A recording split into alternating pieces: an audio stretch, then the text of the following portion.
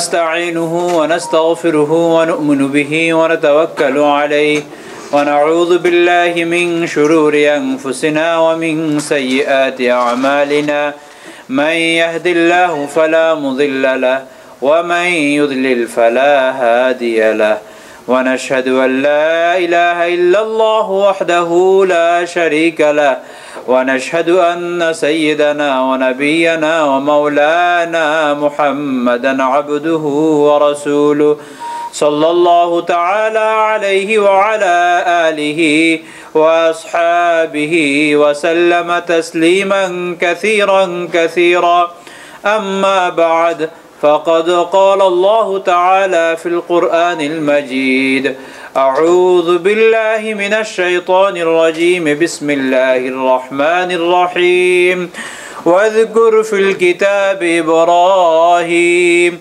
إنه كان صديقا نبيا إذ قال لأبيه يا أبت لم تعبد ما لا يسمع ولا يبصر ولا يغني عنك شيئا يا أبت إني قد جاءني من العلم ما لم يأتك فاتبعني أهدك صراطا سويا يا أبت لا تعبد الشيطان إن الشيطان كان للرحمن عصيا يا أبت إني أخاف أن يمسك عذاب من الرحمن فتكون للشيطان وليا قال أراغب أنت عن آلهتي يا إبراهيم لئن لم تنته لأرجمنك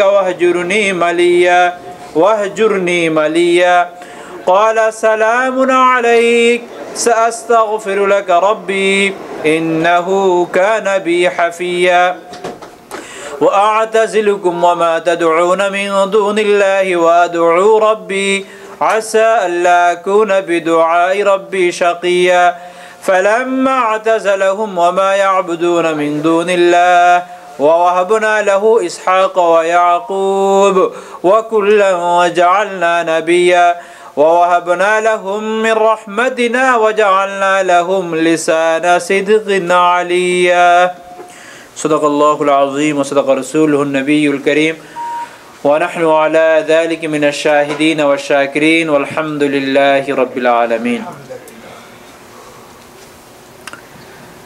প্রথমে আল্লাহর দরবারে আমরা শুকরিয়া জ্ঞাপন করি যে আল্লাহ তাআলা আমাদেরকে এই মহতি জলসায় মজলিসে বসার তৌফিক দিয়েছেন এজন্য শুকরিয়াতন বলি আলহামদুলিল্লাহ রাব্বিল আলামিন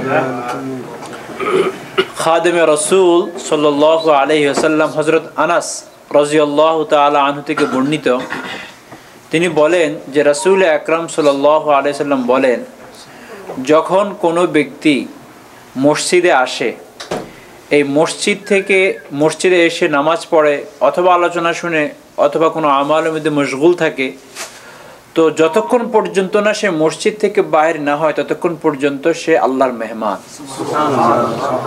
আল্লাহ বলেন যে সে ততক্ষণ পর্যন্ত আমার মেহমান আমাদের এই মেহমানদারি বা আমরা যে আল্লাহর মেহমান এই অনারটা ততক্ষণ পর্যন্ত থাকে যতক্ষণ আমরা মসজিদে থাকি আর এক্সপায়ার হয়ে যায় যখন আমরা মসজিদ থেকে বাইরে যাই তো এটা বিরাট বড় অনার অনেক বড় সম্মান এই যে সম্মানে আল্লাহ আমাদেরকে সম্মানিত করেছেন এটা আমাদের মনে রাখা উচিত যে আমরা আল্লাহর মেহমান ওই একই হাদিসে আল্লাহ রাসূল সাল্লাল্লাহু আলাইহি ওয়াসাল্লাম বলেন যে ব্যক্তি শুধুমাত্র আল্লাহ সন্তুষ্টির জন্য কোনো ভাইয়ের সাথে সাক্ষাৎ করতে গেল তো যতক্ষণ না সে সাক্ষাৎ করিয়ে ফেরত না আসবে ততক্ষণ পর্যন্ত সে আল্লাহকে যারা সাক্ষাৎ করে সাক্ষাৎকারীদের অন্তর্ভুক্ত থাকবে তো সে গেল জমিনের মানুষ দেখলো সে একজন ভাইয়ের সাক্ষাৎ করতে গেল কিন্তু আসমানে সে আল্লাহর সাথে সাক্ষাৎ করতেছে আর তৃতীয় তিন ব্যক্তির কথা আলোচনা আছে হাদিসে যে ব্যক্তি হজ বা উমরা করার উদ্দেশ্যে একমাত্র আল্লাহর জন্য একদম আল্লাহর জন্য হজ বা উমরা করার উদ্দেশ্যে রওনা করলো যতক্ষণ পর্যন্ত সে এই সফরে থাকে ততক্ষণ পর্যন্ত তার যে অভিভাবক হিসাবে আল্লাহ স্বয়ং কাজ করেন কারণ প্রতিনিধি সেই পিছনে তো তার একজন প্রতিনিধির প্রয়োজন তার যে সংসারের লোকরা আছেন বা ফ্যামিলি আছেন তাদেরকে দেখাশোনা করার জন্য তো আল্লাহ তাআলা সে প্রতিনিধিত্ব করতে থাকেন নিজেই হযরতে কাতাদা রাহমাতুল্লাহ আলাইহি সম্ভবত ভুল যদি না হয়ে থাকে তিনি বলেন যে একজন মুমিন তার তো এটা সবাই পায় না যে তিনটি জায়গা ছাড়া সে চতুর্থ কোনো জায়গায় থাকবে। তিনটি জায়গায় তার জন্য শোভনীয়, এর চতুর্থ কোনো জায়গায় সেখানে নেই। হয়তো মুমিন মসজিদে থাকবে কি জন্য? আবাদ করার জন্য। হয়তো মুমিন কোথায় থাকবে? মসজিদে থাকবে আবাদ করার জন্য। অথবা মুমিন ঘরে থাকবে যাতে ঘর তাকে ডেকে রাখে, যে কোনো ধরনের উলঙ্গপনা, গুনাহ, আরও যা যা আছে অপসংস্কৃতি, এগুলো থেকে বেঁচে রাখার জন্য ঘর তার জন্য পর্দা, ঘর তাকে ডেকে রাখবে। অথবা তৃতীয় স্থান হলো একদম প্রয়োজন, এমন প্রয়োজন যে প্রয়োজন ছাড়া চলবে না, এমন প্রয়োজনে সে কোথাও আছে। যেমন এই মুহূর্তে একজন মুমিন হয়তো মসজিদে থাকবে আবাদ করার জন্য, অথবা ঘরে থাকবে, ঘর তাকে ডেকে রাখবে, অথবা হয়তো উনি চাকরিস্থলে থাকবে। চতুর্থ কোনো জায়গা নাই। আপনার চাকরি ম্যানহাটনে, জ্যাকসন হাইটসে আসার প্রয়োজন ছাড়া কোনো কারণ নেই।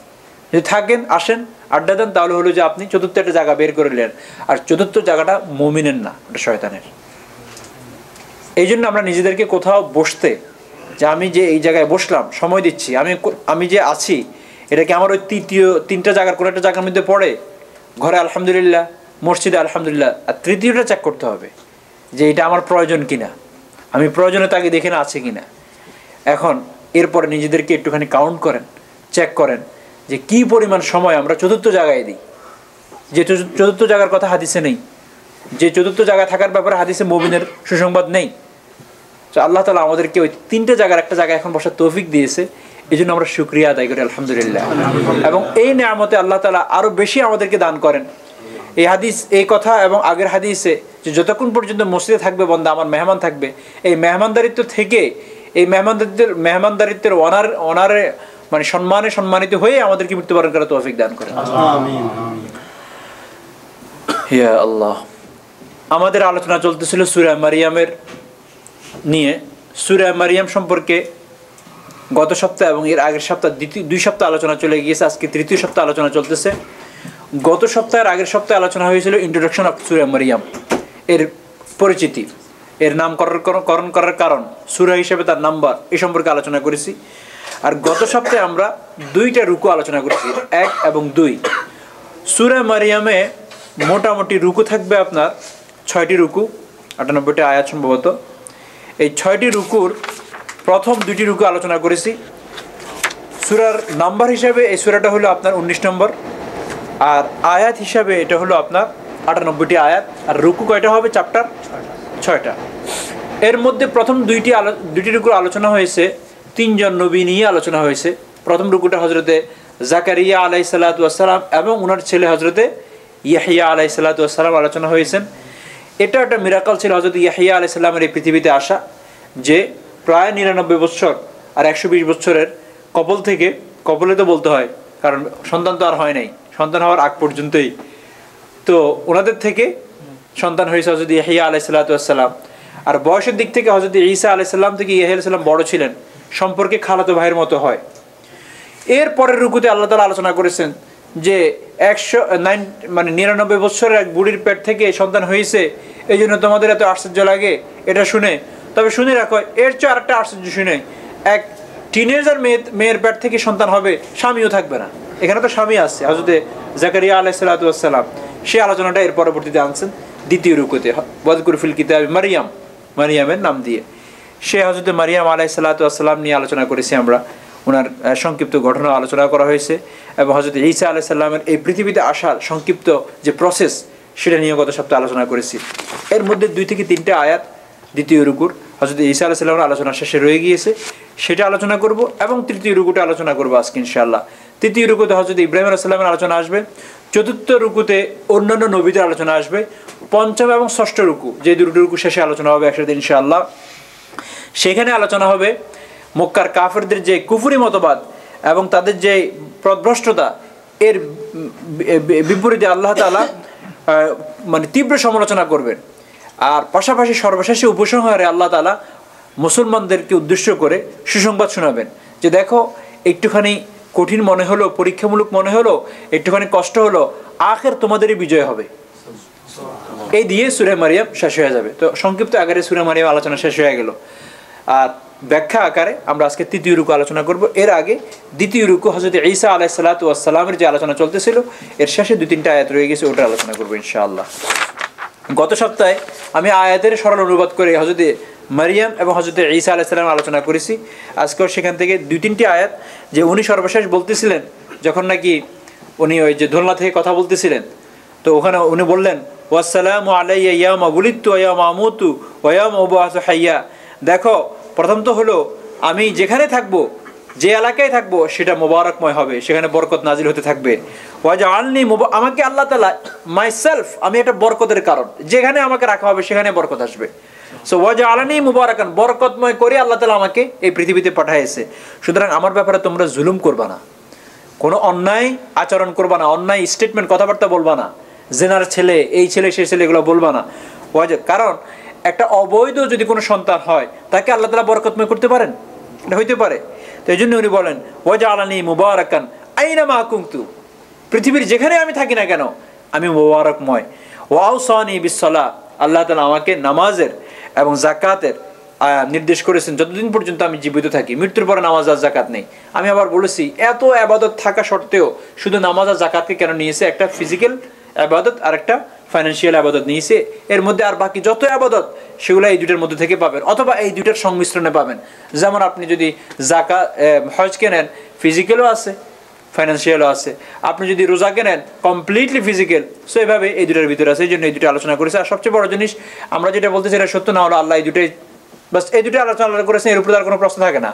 তারপরেও আমাদের মনের প্রশ্ন উত্তর দেওয়ার জন্য অনেক সময় আমরা বলি একটা জিনিস ঘটনা ঘটে যাওয়ার পরে কারণ বাইর করানো।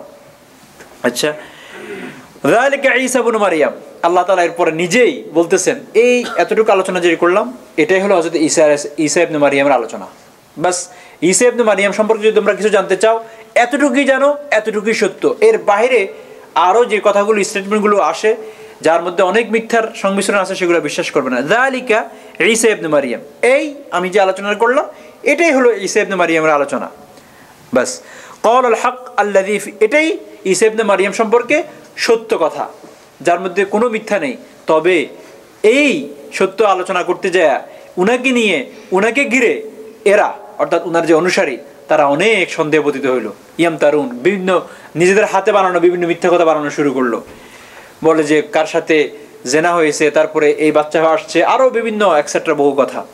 মা কানা লিল্লাহি, আল্লাহ তাআলা কি কি আছে ওদের কথা এগুলো সবগুলোর উত্তর না দিয়ে বেসিক একটা কথা উত্তর দিলেন শুধু, মা কানা লিল্লাহি, এটা আল্লাহর জন্য শোভনীয় নয় যে আইয়াত্তাখিদা ওয়ালাদা, যে উনি সন্তান নেবেন, উনি তো ক্রিয়েটর।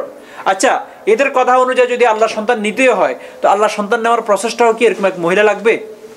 আল্লাহ সন্তান নেওয়ার প্রসেসটা মানে কোনো সন্তান নিতে হলে মহিলার প্রসেস লাগবে, মহিলার মিডিয়া লাগবে। যদি মহিলা কোনো মায়ের মিডিয়া লাগার প্রয়োজনে থাকতো তাহলে হযরত আদম আলাইহিস সালামকে কেন হাত দেওয়া সৃষ্টি করেছেন? হযরত আদম আলাইহিস সালাম ওনাকে সৃষ্টি করতে কোনো মায়ের মিডিয়া নিতে হয়েছে আল্লাহর? ভাই লাগছে? লাগে নাই। তো এটা কেমন কথা হলো? মা কানা লিল্লাহি আন ইয়াত্তাখিযা ওয়ালাদ, এটা আল্লাহর জন্য শোভনীয় নয় যে সন্তান গ্রহণ করা। সুবহানা, উনি পুত পবিত্র, এগুলা থেকে অনেক ঊর্ধ্বে। আন ইয়াত্তাখিযা ওয়ালাদা, সুবহানা। ইযা কাযা আমরান, যদি আল্লাহ তাআলার কোনো বিষয় ফয়সালা হয় যে আমি এই জিনিসটা করতে চাই, যেমন এই পৃথিবীকে বানাইছেন আল্লাহ তাআলা, না পাহাড় পর্বতকে বানাইছেন, সমুদ্রকে বানাইছেন, আরো যা যা যা যা দেখবেন এগুলো সব আল্লাহ তাআলা বানাইছেন কিভাবে? কোন আল্লাহ বলেন যে আমার কোনো কিছু বানানোর ক্ষেত্রে, মানে কোনো কিছু নির্মাণ করার ক্ষেত্রে, আবিষ্কার করার ক্ষেত্রে, বানানোর ক্ষেত্রে আমার প্রসেসটা কি? শব্দ কোন বলা শুধু। তো আমি তো হযরত ঈসা আলাইহিস সালামকে বানাইতো, যদি আমার এরকম হতো তো আমি কোন দিয়ে সৃষ্টি করতাম? এই প্রসেসের প্রয়োজন নাই, মারিয়ামের মিডিয়ার তো প্রয়োজন ছিল না। এই যখন যালিকা ঈসা ইবনে মারইয়াম ক্বালাল হাক্কিল্লাযী ফি মা কানা লিল্লাহি ইয়াত্তাখিযা মিন ওয়ালাদিন সুবহান ইযা কাযা আমরান, আল্লাহ যখন কোনো বিষয় ফয়সালা করেন তো বাস এতটুকুই বলেন ফাইন্নামা ইয়াকুলু লাহু কুন ফায়াকুন, বাস উনি বলেন যে হয় হয়ে যায়। এভাবেই হয়েছে হযরত মারিয়াম আলাইহিস সালামের পেটে হযরত ঈসা ইবনে, বাস আল্লাহ তাআলার আদেশ ছিল, ওই আদেশেই হয়ে গিয়েছে। ওয়া ইন্নাল্লাহ রাব্বি ওয়া রাব্বুকুম, আল্লাহ তাআলা এরপর বলেন দেখো ইন্নাল্লাহ, নিশ্চয় আল্লাহ, হযরত ঈসা ইবনে মারইয়ামের দিকেও ফিরাতে পারেন। উনি বলতেছেন দেখো আল্লাহ আমার রব, তোমাদের রব, কিন্তু তোমরা কি করেছো? আল্লাহকে তোমাদের রব তো রাখছো, আমাকেও তোমরা আল্লাহ বানাই দিয়েছো। ইন্নাল্লাহ রাব্বি ওয়া রাব্বুকুম, আল্লাহ এই যে কথাটা বলতেছে এখন, যে কথাটা এটা উনি বড় হয়ে বলেছেন, কিন্তু কোলের কথা আমি শেষ করে দিয়েছি। উনি ওই মানে মায়ের কোলে থেকে যেটা বলছেন ওটা অতটুকুই। ইন্নাল্লাহ রাব্বি ওয়া রাব্বুকুম ফা'বুদু, আল্লাহ আমার রব তোমাদের রব, সুতরাং ওই এক আল্লাহরই ইবাদত করো, এবং এটাই হাযা সিরাতুল মুস্তাকিম, এটাই সরল পথ, এটাই সোজা পথ। আর বক্রতা সৃষ্টি করো না, বক্রতা সৃষ্টি করো না। ফাখতালাফাল আহজাবু মিন বাইনিহিম, এরপর কোরআনে আল্লাহ তাআলা বলেন এত কিছুর পরেও এরা গ্রুপে গ্রুপে গ্রুপিং হয়ে গেল। ফাখতালাফাল আহজাব, আহজাব বলা হয় বাহিনীকে, বিভিন্ন দলে উপদল, তারা বিভিন্ন দল এবং উপদলে বিভক্ত হয়ে গেল। ফাওয়াইল, এরপর আল্লাহ নিজে বলেন ফাওয়াইল, ধ্বংস হোক ওই সমস্ত ব্যক্তি, লিল্লাযীনা কাফারু মিন মাশহাদি ইয়াউমিন আযীম, ওই সমস্ত ব্যক্তি ধ্বংস হোক যারা মাশহাদে আযীম বলা হয় আপনার কিয়ামতকে যারা অবিশ্বাস করেছে, তারা ধ্বংস হোক। আসমি' বিহিম ওয়া আবসির ইয়াউমা ইয়াতুনা, তারা সেদিন শুনবেও, তারা সেদিন দেখবেও, কিন্তু তারা দেখবে লাকিন যালিমুনা আল-ইয়াউম, আজকের এই দিনে জালেমরা, আজকের এই দিনে যারা অত্যাচারী, যারা আল্লাহকে মানতেছেন না, কাফের, ফি যালালিম মুবিন, পথভ্রষ্টতায় আছে তারা। লাকিনাল ইয়াউম, আল্লাহ বলতেছে ওই কিয়ামতের দিন তারা যখন দেখবে, তারা দেখতেও পাবে, শুনতেও পাবে, কিন্তু কিছুই করার থাকবে না। আজকের দিন তো তারা অপরাধী, আজকে তো তারা অপরাধ করতেছে, বুঝতেছে না। ওয়া আনযিরহুম ইয়াউমাল হাসরাতি, আল্লাহ রাসূল সাল্লাল্লাহু আলাইহি সাল্লামকে ইঙ্গিত করে আল্লাহ তাআলা বলতেছেন এখানে সম্বোধন করে যে আপনি তাদেরকে স্মরণ করায় দেন ওই হাসরাতের দিন, আফসোসের দিনকে। ইযা কুদিয়াল আমরু, যখন নাকি ফয়সালা হয়ে যাবে জান্নাতীদেরকে জান্নাতের দিকে, জাহান্নামীদেরকে বাম জাহান্নামের দিকে, ফয়সালা শেষ। তো ওয়াহুম ফি গফলাতিন, অথচ তারা আজকে গাফিল অবস্থায় আছে, আজকে তারা ঈমান আনে নাই। ওয়াহুম লা ইউমিনুন, যখন এমন হবে তখন তারা আফসোস করবে। এই আফসোসের কথা আমি গত সপ্তাহে একটুখানি এই হাদিসটা বলেছিলাম যে রাসূল আকরাম সাল্লাল্লাহু আলাইহি সাল্লাম বলেন যখন নাকি জান্নাতীরা জান্নাতে যাবে, জাহান্নামীরা জাহান্নামে যাবে, তো তখন আল্লাহ তাআলা এই মৃত্যু নামকও তো একটা সত্তা আছে, তাকে আনবেন, তাকে পেশ করা হবে এবং তাকে জান্নাত এবং জাহান্নামের মাঝখানে রাখা হবে, এবং সেটাকে দেখতে কেমন জানি একটা আপনার এই আমরা যে বকরি বলি, বকরির আকৃতি বলেন বা ভেড়ার আকৃতি আনা হবে, কাবশুন আমলাহ, তো তাকে রাখা হবে। এরপরে জান্নাতীবাসীদেরকে জিজ্ঞাসা করা হবে ইয়া আহলাল জান্নাহ হাল তা'রিফুনা হাযা, তোমরা চিনো এটাকে? তখন তারা বলবে, তারা একটুখানি ঘাড় উঠাইয়া দেখবে, ভালো করে দেখবে, দেখে বলবে ইয়েস ইয়া আল্লাহ আমরা জানি, হাযাল মউত। সুম্মা ইয়াকালু ইয়া আহলান নার, এরপর জাহান্নামীদেরকে জিজ্ঞাসা করা হবে তোমরা চিনো এটা, হাল তা'রিফুনা হাযা? তখন তারাও একটুখানি চোখ উঠাইয়া দেখবে এবং ঘাড়টা উঠাইয়া দেখবে, তারপর বলবে ইয়া নাম হাযাল মউত, এটা মৃত্যু।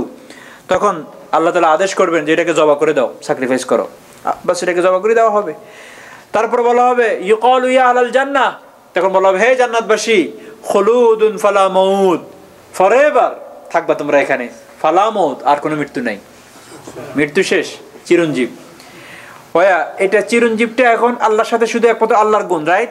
উনি চিরঞ্জীব, ওনার প্রাণ আর কখনো এটা যাবে না, আমাদের না, আমরা তো মৃত্যুশীল। কুল্লু নাফসিন যায়কাতুল মাউত, আমাদের বৈশিষ্ট্যই হলো মৃত্যু আছে, কিন্তু সেখানে আর মৃত্যু থাকবে না। এরপরে বলা হবে ইয়া আহলান নার খুলুদ, তোমরাও এখানে ফরএভার থাকবা, ফালা মাউতা, মৃত্যুবরণ করবে না। সুম্মা করা, এরপর আল্লাহর রাসূল এই আয়াতটা পড়তেন, এই হাদিসটা বলার পরে আল্লাহর রাসূল এই আয়াতটা পড়তেন ওয়া আনযিরহুম ইয়াউমাল হাসরা, স্মরণ করো হাসরাতের দিন, আফসোসের দিন। জান্নাত সাহাবীরা জিজ্ঞাসা করলেন ইয়া রাসূলুল্লাহ জাহান্নামীরা তো আফসোস করবো জানলাম, এতে কোনো অসুবিধা নাই কারণ তারা লুজার, কিন্তু জান্নাতীরা কেন আফসোস করবে? বলে যে জন্য আফসোস করবে যখন তারা তাদের উপরে জান্নাতীদেরকে দেখবে যে স্ট্যাটাসের দিক দিয়ে কত উপরে চলে গিয়েছে। আমার বিল্ডিং এর পাশে টিনের ঘরে থাকতো এই লোকটা, আর আমি 6 তলার বিল্ডিং এর মালিক ছিলাম, পুরো এলাকায় আমারই ছিল, আজকে তার স্ট্যাটাস, তাকে দেখতে আমার এরকম মাথা উঠাইতে উপরের দিকে, তখন আফসোস করবে হায় ওই সময়গুলো যদি কাজে লাগাইতাম যেগুলো আমি এই হেলায় কাটাই দিয়েছি, যেগুলোকে আমি নেগলেক্টেড করে কাটাই দিয়েছি, যেগুলোকে আমি কোনো পাত্তা দিই নাই, ওগুলা নিয়ে আফসোস করবে। দেখো এই আফসোস থাকবে জান্নাতীদের। এরপরে এরকম সর্বশেষ আয়াত আল্লাহ তাআলা বলতেছেন ইন্না নাহনু নারিসুল আরযা ওয়া মান আলাইহা ওয়া ইলাইনা ইরজাউন। মক্কার কাফিরদের থেকে ইঙ্গিত করে বলতেছেন আল্লাহ এবং আল্লাহর রাসূল সামনে, তো বলতেছে এরা এত দম্ভভরে চলতেছে, এরা এর নেতৃত্ব দেখাচ্ছে, শুনে রাখো এই জমিন আর এই জমিনের মধ্যে যাহা কিছু আছে সব আমার। আল্লাহ এবং স্বয়ং নিজের দিকে নিয়ে গেলেন। এই জমিন এবং এই জমিনে যাহা কিছু আছে, সুতরাং এই জমিনে নেতৃত্ব থাকে, এই জমিনে আরও যা যা জিনিসকে আমরা মনে করি যে আমরা ডিজার্ভ করি, যে এটা যদি আমি পাইতাম, এগুলো সব আমার। এবং এটাও শুনে রাখো, তোমার মনে না চাইলেও ওয়া ইলাইনা ইরজাউন, সব আমার দিকে ফিরে আসবে, সব আমার, everything will return to me, আমার কাছেই ফিরে আসবে। এই জন্য আমরা পড়ি ইন্না লিল্লাহি ওয়া ইন্না ইলাইহি রাজিউন। শব্দটা পড়ি, এর অর্থ হলো ইন্না, আমরা সকলেই আল্লাহর, বিলং টু আল্লাহ। আমরা কার প্রপার্টি? ইন্না লিল্লাহি, ইন্না মানে আমরা সকল, উই লিল্লাহ, বিলং টু আল্লাহ, ওয়া ইন্না ইলাইহি রাজিউন, and verily all of us ইলাইহি রাজিউন, আল্লাহর দিকে আমরা ফিরে যাব। রাজিউন একটু টার্ন করা। এখন একটু এটা হলো কিছুটা, এই যে নাটাইয়ের যে ঘুড়ি আছে না, তো সে তো প্রথম ছেড়ে দেওয়া হয়। আল্লাহ তাআলা সূরা তারিকের ভিতরে পাবেন ওমাহিলহুম, মাহিল মানে হলো আপনার রুয়াইদা, একটুখানি ছেড়ে দেওয়া। আল্লাহ তাআলা আমাদের একটু ছাড়ে দিচ্ছেন। নাটাইয়ের গোড়া কার হাতে? আল্লাহর হাতে। আবার টান দিলে ওটা ঘুড়িটা ফেরত আসে, এরকম না যে ঘুড়িটা আসে, ঘুড়িতে প্রথম চলেই গেল, এখন তার কি আশা হচ্ছে? ফেরত, ওয়া ইন্না ইলাইহি রাজিউন। তা আমরা ওই জায়গায় আছি, আর উঠতেছি তো ঘুড়ি মনে করতেছে কে আমাকে দেখে, সবার উপরে আমি যা ইচ্ছে তাই করতেছি, কোনো তার জানা নাই যে সে কার হাতে, নাটাইয়ের হাতে বাধা। আমরা এরকম বাধা, বাস শুধু চোখটা বন্ধ হবে আবার ওইদিকে যাওয়া, বাস। এটা হলো এই রুকুর আলোচনা। বাস প্রথম রুকু আর দ্বিতীয় রুকুর আলোচনার পরে তৃতীয় রুকুর আলোচনা হবে, এবং ওটারই আমি তেলাওয়াত করেছিলাম। সেখানে হলো ওয়াযকুর ফিল কিতাব ইব্রাহিম, ওয়াযকুর স্মরণ করেন আপনি একটু এদের সামনে, আপনার সামনে যারা আছে এদেরকে ইব্রাহিমের ঘটনাটা শোনান। তো প্রথমে আমি আগেও বলেছি যে এক একটা সূরার যেমন নাকি একটা সূরার সাথে একটা সূরার সম্পর্ক আছে, যে আগের সূরার পরে এই সূরাটা কেন আসছে, এরপরে একটা রুকুর সাথে একটা রুকুর সম্পর্ক আছে, একটা আয়াত সাথে আরেকটা আয়াতের সম্পর্ক আছে। তো প্রথম দুই রুকুর আলোচনাটা আমরা বুঝলাম যে আল্লাহ দুটো মিরাকল নিয়ে, দুটো ঘটনা নিয়ে আলোচনা করেছেন। হযরত ইয়াহইয়া আলাইহিস সালামের জন্ম, হযরত ঈসা ইবনে মারইয়ামের জন্ম, এবং একটা থেকে একটা আরো হাই। হযরত ইয়াহইয়ারটা তো একটু স্বাভাবিক মনে হয়, এর থেকে আরো অস্বাভাবিক মনে হয় হযরত ঈসা ইবনে মারইয়ামের। এই দুটো আলোচনা করার পরে এখন হযরত ইব্রাহিমের আলোচনা আল্লাহ তাআলা আনছেন কেন? এটা হলো প্রশ্ন। আয়াতটা আগে পড়ি, ওয়াযকুর ফিল কিতাব ইব্রাহিম। এই রুকুটা ছোট, এই রুকুটা হলো আপনার আয়াত নম্বর 41 থেকে নিয়ে 50। কতটা আয়াত হয়? 9টা না? 9টা দিয়ে বাস আলোচনা ইনশাআল্লাহ এরপরে শেষ করে দিব। আল্লাহ বলেন ওয়াযকুর ফিল কিতাব ইব্রাহিম, হে আমার হাবিব সাল্লাল্লাহু আলাইহি সাল্লাম, আপনি এই কিতাবে এদের সামনে একটুখানি আমার খলিলুর রহমান, আমার খলিল ইব্রাহিম আলাইহিস সালাতু ওয়াস সালাম আলোচনা করেন। ইন্নাহু কানা সিদ্দীকান নাবিয়্যা, সেই ছিল সিদ্দিক, একজন সত্যবাদী নবী। সিদ্দিক একটা গুণ। ইন্নাহু কানা সিদ্দীকান নাবিয়্যা, আমরা কেউ নবী হতে পারবো না, নবীর দরজা বন্ধ। এই ছাড়া আর বাকি সব খোলা। আর একটা দরজাও বন্ধ, আমরা কেউ সাহাবী হইতে পারবো না, কারণ সাহাবী হতে হলে নবীকে দেখতে হবে। এই ছাড়া আর সব, আপনি সিদ্দিক হতে পারবেন, আপনি সলিহিন হতে পারবেন, আপনি শহীদ হতে পারবেন, শুহাদা হতে পারবেন, আপনি আবেদ হতে পারবেন, ওলি হতে পারবেন, সব হতে পারবেন, শুধু নবী হতে পারবেন। কারণ নবী হওয়ার জন্য যে পাওয়ার, ওই পাওয়ার আল্লাহ বন্ধ সিল করে দিয়েছেন আমাদের রাসূলের মাধ্যমে, আল্লাহর হাবিব মাধ্যমে এটা সিল করে দেওয়া হয়েছে, এটা বন্ধ।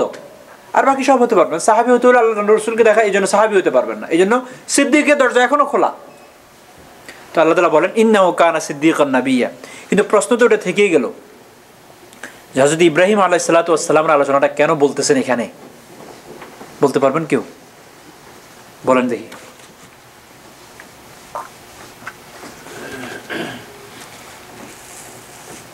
মক্কার কাফিরদের যন্ত্রণায় এই সূরাটা যখন নাজিল হচ্ছিল, এবং এই সূরাটা নাজিল অবতীর্ণ হওয়ার সময়কাল তখন কোন সময়টা?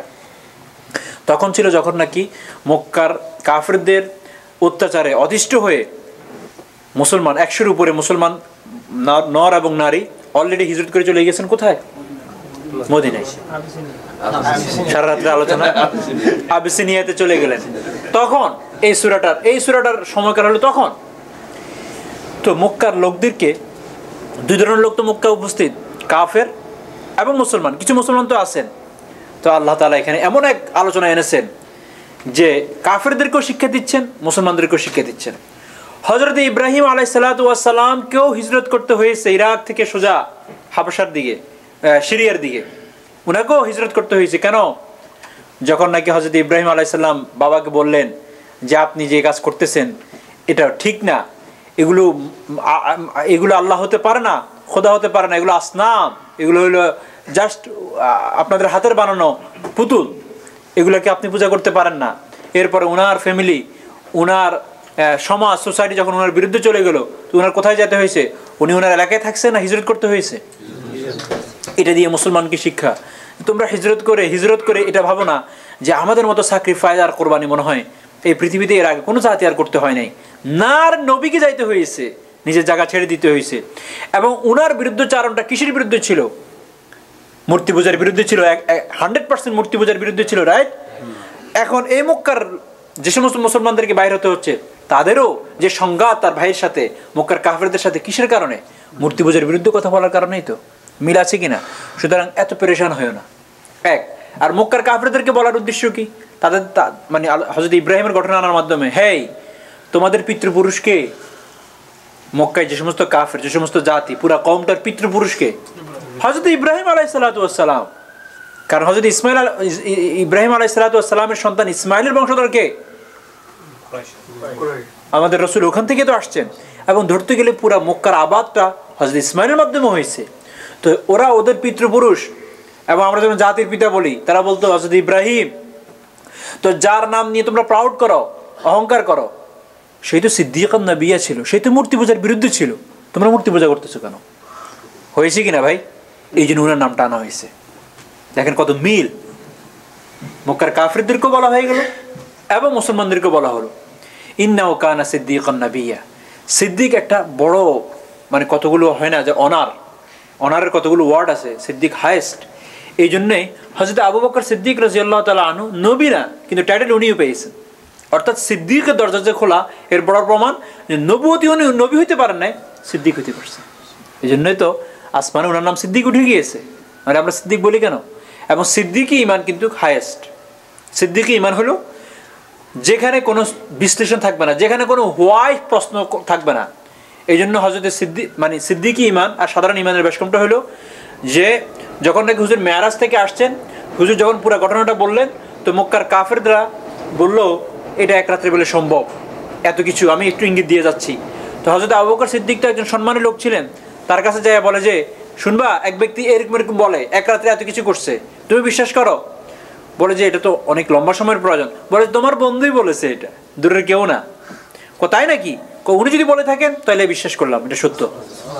জিজ্ঞাসা করছে কত ফুট হইতে পারে, এখান থেকে কত মাইল দূরত্ব হইতে পারে বাইতুল মাকদাস, সেখান থেকে কত কত ট্রিলিয়ন মিলিয়ন দূরত্ব হইতে পারে আকাশ, প্রশ্ন করছে। হোয়াই বলছে, কেমনে যেতে পারে, এটাকে বলা হয়। এই কথাটা যখন হযরত রাসূল আকরাম সাল্লাল্লাহু আলাইহি ওয়াসাল্লামের দরবারে আসছে, যে হযরত আবু বকরকে এরকম বলার পরে সাথে সাথে উনি বললেন যদি উনি বলেন তাহলে সত্য, কারণ ওনার কাছে এর থেকে দূর থেকে সংবাদ সেকেন্ডে এসে পড়ে। তখন আল্লাহ রাসূল এই উপাধি দিয়েছেন সিদ্দিক। সিদ্দিক আগে ছিল না ওনার নাম, উনি সিদ্দিকের উপরে আকিকাও দেন নাই। সিদ্দিক ওনার নাম না, উপাধি। এই সিদ্দিকই ঈমান বলা হয় যেখানে কোনো হোয়াইয়ের প্রশ্ন থাকবে। এখন তো আমাদের সমস্ত কিছুর পরে হোয়াই। সাহাবাই কেরাম আজমাইন আর আমাদের মধ্যে বেশকমটা হলো এই যে ওনারা যে কোনো প্রত্যেকদিন আল্লাহ রসুলের দরবারে এসে শুধু কি বলতেন, যে এটাকে উর্দুতে বললে আরো সুন্দর হয়, যে একটা হলো আচ্ছা যাই হোক, ওনারা বলতেন যে আর কিছু কি আছে, আমরা আর কিছু কি আছে তাহলে আমরা আমল করব। আমরা এটাকে পরিবর্তন করে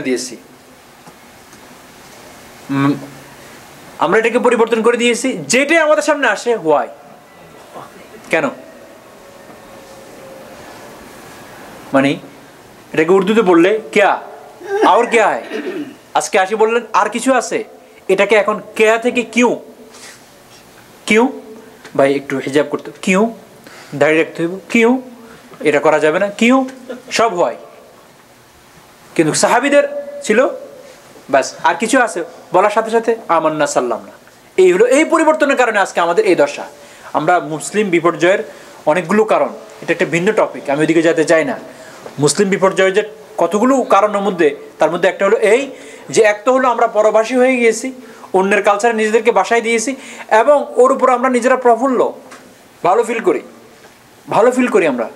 এবং আমরা যে মানে হতভাগা বা আমরা যে পরাজিত, এই পরাজিত মানসিকতার উপরও আমরা সন্তুষ্ট। এর চেয়ে আর কি হইতে পারে? অর্থাৎ মুসলিম জাগরণের সম্ভাবনা যে আছে এই স্বপ্ন দেখতে আমরা রাজি না। মুসলিম জাগরণের সম্ভাবনা যে আছে এই স্বপ্নটা দেখব, সেই স্বপ্ন দেখতেও রাজি না আমরা। কিভাবে হবে? আরও শুধু তা না, আমাদের স্বকীয়তা মূল্যবোধ প্রকাশ করার ক্ষেত্রে লজ্জাবোধ করি, আমরা নিজেরাই লজ্জাবোধ করি। শুধু তা না, কোথাও ক্রিটিসাইজ হইলে তার ডিফেন্স করবেন, তাও আমরা করি না। তাহলে কিভাবে হবে? ওটা একটা ভিন্ন টপিক, মুসলিম বিপর্যয়ের কারণ এবং তার প্রতিকার। তো আলোচনাটা কোন জায়গা থেকে আসতেছিল? হযরত ইব্রাহিম আলাইহিস সালাম থেকে। সিদ্দিক, ইন্নাহু কানা সিদ্দিকান নাবিয়্যা। তো আপনি তাদের সামনে ওনার আলোচনা করেন। কিসের আলোচনা? ওনার লাইফে তো অনেক আলোচনা, বর্ণাঢ্যময় লাইফ ছিল, স্যাক্রিফাইস ওরা লাইফ ছিল, কোরবানি ওরা লাইফ ছিল। ওর মধ্যে থেকে ওই ঘটনাটা স্মরণ করুন যখন নাকি উনি ওনার আব্বাকে বললেন, ইয ক্বালা লিআবিহি, উনি ওনার আব্বাকে 4টা কথা বললেন। এখানে আলোচনা হবে ইয ক্বালা লিআবিহি ইয়া আবাতি, যখন উনি ওনার আব্বাকে বললেন যে হে আমার আব্বা। দেখেন, যদি আপনি বড়দেরকেও দাওয়াত দেন সেটাও হতে হবে মানে শ্রদ্ধার সাথে, শ্রদ্ধা সেখানে থাকতে হবে। উনি ওনার বাপকে দাওয়াত দিচ্ছেন, উনি ওনার পিতাকে দাওয়াত দিচ্ছেন। দেখেন কিভাবে দিচ্ছেন, শব্দ দেখেন। ইয ক্বালা লিআবিহি ইয়া আবাতি, হে আমার পিতা, লিমা তা'বুদু মা লা ইয়াসমা'ু ওয়া লা ইবসিরু ওয়া লা ইউগনি আনকা শাইআ, কেন আপনি এমন জিনিসের ইবাদত করেন? দেখেন, আপনার সাধারণত কি বলি, এই মিয়া বেকুফ, এদিকে আসেন। তাহলে আমরা ওই লোকটাকে বেকুফ বলে ফেললাম। এই জন্য কোনো গুনাহগারকে ঘৃণা না করে তার গুনাহকে, যেমন যে ক্রাইম করে ক্রাইমটাকে ঘৃণা করেন, যে ক্রাইমটা করলো তাকে ঘৃণা করবেন না। He is human being who knows, মৃত্যুর আগে সে আল্লাহর দরবারে আপনার চেয়ে পিওর হয়ে মারা যাবে আপনি। সুতরাং তাকে আমরা এখন কেন ডাক দেব, কেন কথা বলবো? এই জন্য যে তার ভিতরে ক্রাইম আছে, ক্রাইমকে আমরা ঘৃণা করি, যে করছে তাকে আমরা ঘৃণা করি না। তো দেখেন, উনি বাবাকে বলেন নাই যে হে অজ্ঞ, আপনি কি করলেন এই কাজ। উনি বললেন মালা, আপনি যে জিনিসের ইবাদত করেন ওই জিনিসের প্রতি যে প্রকৃতি, আপনি যেটাকে মনে করতেছেন যে এটা আপনার উপকার করবে, এটা আসলে আপনার কোনো উপকার করবে না। অর্থাৎ বাপের সত্যটাকে উনি ঠিক রাখতে চেষ্টা করতেছেন। আপনি আমার বাবা হিসেবে মাশাআল্লাহ সম্মানী মানুষ। ইয ক্বালা লিআবিহি ইয়া আবাতি লিমা তা'বুদু, আপনি যে জিনিসের ইবাদত করতেছেন এটা না শুনে না দেখে। দেখেন, মানে উনি আপনার লজিক্যাল, এটা শুনেও না, এটা দেখেও না। আপনি যে কাঁদতেছেন, হে আমার এটা লাগবে, আমার এটা লাগবে, সে তো দেখে না। আচ্ছা দেখে না, ঠিক আছে, অন্ধ একটা লোক, তারপর শুনলো তো শুনেও না। তো একটা লোককে হেল্প করতে হলে দুনিয়াতে আমরা জানি তাকে তো রেসপন্ড করার জন্য তার শোনার শক্তি থাকতে হবে, দেখার শক্তি থাকতে হবে, এটাই তো নাই। ওনাকে আপনার লজিক্যাল দিয়ে বোঝানো হচ্ছে যে বাস্তবতার দিকে তাকান। কারণ ওনাকে তো হাদিস আর আয়াত বললে হবে না, লা মা ইয়াসমা ওয়া লা ইবসিরু। আর তৃতীয় কি, ওয়ালা ইউগনি আনকা শাইআ, এই তো আপনাকে মানে আপনার উপর যদি কোনো বিপদ আসে, এখন এই মুহূর্তে আপনি এটার সামনে দাঁড়ায় আছেন, কোনো এক লোক আসে আপনাকে একটা থাপ্পড় দিচ্ছে বা ঘুষি দিচ্ছে, এ তো এই ঠাস করে হাত দিয়ে ফিরে দিতে পারবে না। ওয়ালা ইউগনি আনকা শাইআ, কোনো বিপদ থেকেও তো আপনাকে রক্ষা করতে পারবে না। 3টা জিনিস মৌলিকভাবে বলছে, না সে শুনে, না সে দেখে। আচ্ছা, এরপরও ভাবলেন যে তার একটা অদৃশ্য পাওয়ার আছে যেটা দিয়ে আমাদেরকে রক্ষা করে, তাও তো করে না। ওয়ালা ইউগনি আনকা শাইআ, এই একটা কথা বললেন। এরপরে বললেন ইয়া আবাতি, যতবার বলছেন বাপ বললেন, মানে বারবার স্মরণ করে দিতে চাচ্ছেন আপনি আমার পিতৃ, আমার অন্তরে আপনার মহব্বত আছে, ওই মহব্বতের দাবি থেকে বলতেছি ইয়া আবাতি ইন্নী ক্বাদ জাআনী মিনাল ইলমি মা লাম ইয়াতিক, হে আমার বাবা, হে আমার পিতা জান, ইন্নী ক্বাদ জাআনী মিনাল ইলম, আমার কাছে আল্লাহর পক্ষ থেকে কিছু এমন জ্ঞান এসেছে যা আপনার কাছে নাই। আমি যে বলতেছি, আমি যে আপনার সন্তান, আপনার মাথায় আসতে পারে যে হাই তুমি আমাকে উপদেশ দিচ্ছ, তুমি কোন ইউনিভার্সিটির ছাত্র, আবার তুমি না আমারই ছেলে। এই জন্য বলতেছি ইন্নী ক্বাদ নিশ্চয়ই ইন্নী ক্বাদ জাআনী মিনাল ইলম, আমার কাছে এমন কিছু অবশ্যই আল্লাহর পক্ষ থেকে কিছু জ্ঞান এবং নলেজ এসেছে মা লাম ইয়াতিকা, যেটা আল্লাহ আপনাকে দেন নাই। এই হলো ব্যাসকম, আর কিছু ব্যাসকম না। মা লাম ইয়াতিকা, যেটা আল্লাহ আপনাকে দেয় নাই। ফাত্তাবি'নি আহদিকা সিরাতান সাবিয়্যা, সুতরাং আপনি আমাকে যদি আমার কথাটা একটু শুনেন আর একটু যদি অনুসরণ করেন, আপনি আমাকে এতটুকু হেল্প করেন, শুধু আপনি আমার অনুসরণটা করবেন, আমার কথাটা একটু শুনবেন, তাহলে আমি আপনাকে এই সহযোগিতা করতে পারবো। আহদিকা সিরাতান সাবিয়্যা, আমি আপনাকে সোজা পথ দেখাই দিতে পারবো। বাপকে বললো যে আপনি যদি একটুখানি আমার অনুসরণ করেন, আমার কথাটা মনোযোগ দিয়ে শুনেন, একটু আমল করেন, আমি আপনাকে সোজা পথ দেখাই দেবো জান্নাতের দিকে। আহদিকা সিরাতান সাবিয়া। সুতরাং এতে বোঝা গেল যে জান্নাতের পথে পথিক হতে হলে আপনাকে কিন্তু ইতাআত করতে হবে। ইতাআতে রাসূল ছাড়া এবং আল্লাহর কমান্ড শোনা ছাড়া আপনি জান্নাতি হতে পারবেন না। এখন যদি কেউ বলে যে আমি জান্নাতি হব, কিন্তু আল্লাহ এবং তার রাসূলের কমান্ড শুনবেন না, ইতাআতে আসবেন না, তাহলে হবে না। যেখানে উনি বলতেছেন আমি আপনার সন্তান, ছেলে, আমি আপনার পরেই পৃথিবীতে আসছি, কিন্তু তবু আপনার জান্নাত পাইতে হলে আমার ইতাআত করতে হবে। ইতাআতের বিকল্প নাই। মানে স্মরণ করা, অনুসরণ করা, আমাকে মানা, এর বিকল্প নাই। ফাত্তাবিউনি আহদিকা সিরাতান সাবিয়া, এই দ্বিতীয় একটা কথা বললেন। ইয়া আবাতি লা তা'বুদিশ শাইতান, তৃতীয়, হে আমার বাবা, লা তা'বুদিশ শাইতান, আপনি শয়তানের ইবাদত করবেন না। এখন প্রশ্ন হলো, মানুষ তো শয়তানের ইবাদত করে না। কেউ শয়তানের ইবাদত করে বলেন? পৃথিবীতে একটা লোক বাইর করতে পারবেন যে উনি বলবেন আমি শয়তানের ইবাদত করি? বরঞ্চ যারা মূর্তি পূজা করে তারাও শয়তানকে অভিশাপ করে। কি শয়তানের চার্চ আছে আমেরিকাতে? যারা মূর্তি পূজা করে, যেমন হিন্দু ধর্ম, তারাও তাদের প্রেয়ারের মধ্যে বলে যে আমাকে শয়তানের কুমন্ত্রণা থেকে বাঁচাও। এবং কেউ যদি অপরাধ করে যে এর ভিতরে শয়তানের আসর পড়েছে, প্রভাব পড়েছে, একে ওখান থেকে রক্ষা করতে হয়, মানে শয়তান যে অভিশপ্ত তারাও বিশ্বাস করে এবং শয়তানকে, শয়তানি কাজকে শয়তানি বলে। তাহলে এটার ইবাদত কেউ করতে পারে? কিন্তু আল্লাহ তো কোরআনে বলতেছেন নি, হযরত ইব্রাহিম আলাইহিস সালামের মাধ্যমে তো, ইয়া আবাতি লা তা'বুদিশ শাইতান। এটার অর্থ হলো এই যে আমরা ইবাদত করি, নামাজ পড়ি, রোজা রাখি, এটা কিন্তু ইবাদত না। বলবেন হুজুর কি বললেন? কালকে আপনার জন্য তো এই স্টেটমেন্ট যথেষ্ট আপনাকে মুরতাদ বলার জন্য। নামাজ পড়ার নাম ইবাদত না। আমি এটা আরো আগে একবার ব্যাখ্যা করেছি। যদি নামাজটা ইবাদত হতো তাহলে ইবাদত কখনো হালাল কখনো হারাম হয়ে যায়? নামাজ পড়ায় মানে তো সওয়াবের কাজ না। এই নামাজটাই আপনি মাকরুহ সময় পড়েন, গুনাহ হবে। তো কিভাবে হলো এটা? বলে যে তুমি যখন ফজরের আগে রাতে দাঁড়ায় পড়বা, তুমি আমার সাথে কথা বলতেছো, আমার হাত তোমার উপরে থাকে, যে তোমার কোনো প্রয়োজন থাকলে আমি পূরণ করবো, আল্লাহ বলেন। তাহাজ্জুদের নামাজ এইটাকেই সূর্য ওঠার সময় পড়া শুরু করেন, গুনাহ হবে, বলে তুমি গুনাহ করতেছো। তো এই কাজটা ইটসেলফ, নামাজটা যদি ইবাদত হতো তো এটা যখনই পড়তেন তখনই তো ভালো হওয়ার কথা না ভাই। মিষ্টির কথা বলেন, বা একটা হেলদি ফুড যখনই খাবেন, এটা তো ফুড, এটা তো কখন আর এটা তো প্রয়োজন হয়ে যায় না। তাহলে কেমন হলো? তাহলে কি বুঝলাম? যে নামাজ রোজা এগুলো সিম্বলিক, এটার পিছনে যে জিনিসটা ইবাদত সেটা হলো মান্য করা, আল্লাহর কমান্ডকে মানা, ওটা ইবাদত। অর্থাৎ এই নামাজটাই আমার কমান্ড অনুযায়ী পড়বা, তখন সওয়াব পাবা, আর আমার কমান্ড অনুযায়ী হবে না, গুনাহ হবে। তাহলে মেইনলি আমরা কিসের ইতাআত করতেছি? কমান্ডমেন্ট অফ আল্লাহ, ওটার অনুসরণ করতেছি আমরা। এই জন্য তো ঠিক তদ্রূপ যারা মূর্তি পূজা করতেছেন বা আরও গুনার কাজ করতেছে, তাদের এই গুনার কাজের পিছনে মেইন যার পড়াশোনা করতেছে সে কে? তো বলতেছে এই তো আসলে ওই কাজ করতেছে না, সরাসরি শয়তানেরই পূজা করতেছে। কারণ তার পাতানো জালে পাড়া দেওয়া মানে হলো তারই অনুসরণ করা। এই জন্য বলছে লা তা'বুদিশ শাইতান, আপনারা তো এগুলো করে শয়তানের ইবাদত করতেছেন। আপনাদের কাছে তো মনে হয় শয়তান একটা অভিশপ্ত জিনিস, কিন্তু আসলে তার জালে পাড়া দিয়ে আপনারা তারই ইবাদত করতেছেন, কারণ তার কমান্ডে চলতেছে। সমস্ত বিশৃঙ্খলা, খারাপ গুনার কাজগুলো কার কমান্ডে চলে? আর ভালো কাজগুলো কার কমান্ডে? এই জন্য আমরা আল্লাহর ইবাদত করি, শয়তানের ইবাদত করি না। সুতরাং এই কথা থেকে, এইখান থেকে বুঝলাম যে আমাদের যেগুলো আমরা ইবাদত করি এর পিছনে যেটা আসল জিনিস সেটা হলো আল্লাহর কমান্ড। এটাকে মানা হচ্ছে, ইবাদত হচ্ছে। আপনি কোনো ইবাদত যদি আল্লাহর কমান্ড নাই করতেছেন, সেটা ইবাদত হবে না। এই জন্য বললাম যে শরীয়তের নাম দিয়ে কোনো কিছু যদি করেন সে অথেন্টিসিটি থাকতে হবে, আপনি শরীয়তের নাম দিলে হবে না। এই জন্য আল্লাহ রসুল সাল্লাল্লাহু আলাইহি সাল্লামের উপর দুরূদ পড়া খুবই কোনো অসুবিধা নেই, সাথে সাথে 10টি ব্লেসিং আসে যাবে।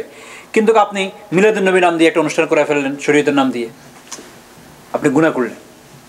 এবং কাল ময়দানে মাহশারে এই যে 2 ঘন্টা বা একদিন ব্যানার ট্যানার দিয়ে ঈদ মিলাদুন নবী নাম দিয়ে করলেন, এটার কারণে কাল ময়দানে মাহশারে আপনি আল্লাহর রসুলের হাত থেকে হাউজে কাউসারের পানি পান করার চেয়ে বিরত থাকবেন, তাহলে কি হলো, এক ব্যক্তি ওখানে গেলই না, আর আপনি ওটার উদ্যোক্তা ছিলেন। শুধু উদ্যোক্তা থাকার কারণে, এই বেদাত কাজ করার কারণে আল্লাহ রাসূল সুহকান সুহকান, দূর হও আমার থেকে, আমি আসার পরে তোমরা এমন এমন কাজ যোগ করেছো যেটা ইসলাম শরীয়তে কোথাও বিধিত ছিল না।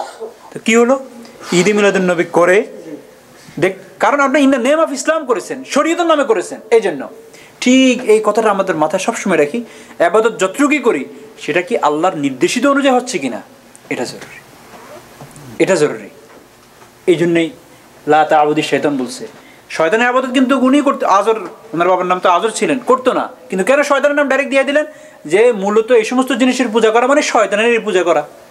ইয়া আবাতি লা তা'বুদি শাইতান ইন্না শাইতানা কানা লির-রহমানি আসিয়া। কেন শয়তানের ইবাদত করবেন না, কারণ শয়তান তো তার রহমানের, তার ক্রিয়েটরের অবাধ্য। সুতরাং যে তার পূজা করবে সেই অবাধ্য হিসেবে কাল ময়দানে মাহশারে দাঁড়াবে। ব্যাস এটা। এরপর চতুর্থ কথা,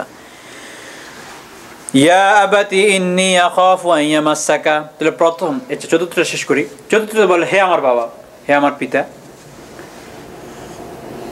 ইন্নী আখাফ, আপনি তো আমার পিতা, আপনার পিতৃত্বের মহব্বত আমার ভিতরে আছে। ইন্নী আখাফু, আমি তো শঙ্কিত, আমি ভয় পাচ্ছি, আন ইয়ামাসসাকা আযাবুম মিনার রহমান, আপনাকে তো আল্লাহর পক্ষ থেকে শাস্তি পেয়ে বসবে যদি আপনি এভাবে থাকেন, যেভাবে আছেন, যে লাইফটা লিড করতেছেন, এটা যদি কন্টিনিউ করেন। ইন্নী আখাফু, আমি ভয় করতেছি যে আল্লাহর পক্ষ থেকে শাস্তি এসে যাবে। ফাতাকুনা লিশ-শাইতানি ওয়ালিয়া, অতঃপর আপনি শয়তানের বন্ধু হিসেবে আখ্যায়িত হবেন এবং শয়তানের বন্ধু হিসেবে কাল ময়দানে মাহশারে দাঁড়াবেন। এটা আমি ভয় করতেছি। বাস এই চারটা উপদেশ 4 বার উনি বাপের নাম নিয়ে সম্মানের সাথে বলেছেন। এর মধ্যে প্রথমবার ওই যেই জিনিসের ইবাদত করা হচ্ছে তার ক্রিটিসাইজ করা হয়েছে। এরপর মানে আপনার লজিক্যালি বোঝানোর চেষ্টা করছেন। এরপরে বুঝেছেন আমি যে কথাগুলো বলি এর সোর্স আমি না, এর সোর্স আল্লাহ, আসমান থেকে আসছে, এই জন্য যেটা আল্লাহ আপনাকে দেন নাই বুঝটা।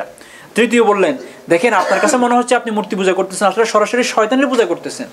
আর এই কথাগুলো আমি এই জন্য বলতেছি, যদি আমার এই কথাগুলোর মাধ্যমে আপনি একটু ফিরে আসেন, হয়তো কাল ময়দানে মাহশারে জাহান্নামের যে স্থায়ী যে শাস্তি থেকে আপনাকে বাঁচানোর জন্য, এরকম তো যেন না হয়ে যায় আল্লাহর পক্ষ থেকে শাস্তি এসে যায়, মানে আপনার পক্ষে ঈমান আসবে, আপনার নসিব ঈমান হবে না, আর আপনি কাল ময়দানে মাহশারে শয়তানের বন্ধু হিসেবে দাঁড়াবেন। এতটুকু কথা ছিল হযরত ইব্রাহিম আলাইহিস সালামের পক্ষ থেকে। এখন এরপরে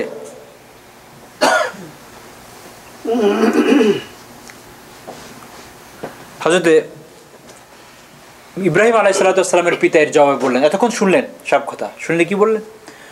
ক্বালা রাগিবুন, একটা জিনিস জানবেন, বয়স হওয়া, আপনি অনেক বয়স্ক, বয়োবৃদ্ধ, ইট ডাজন্ট মিন যে আপনার কাছে সব ইনফরমেশন আছে।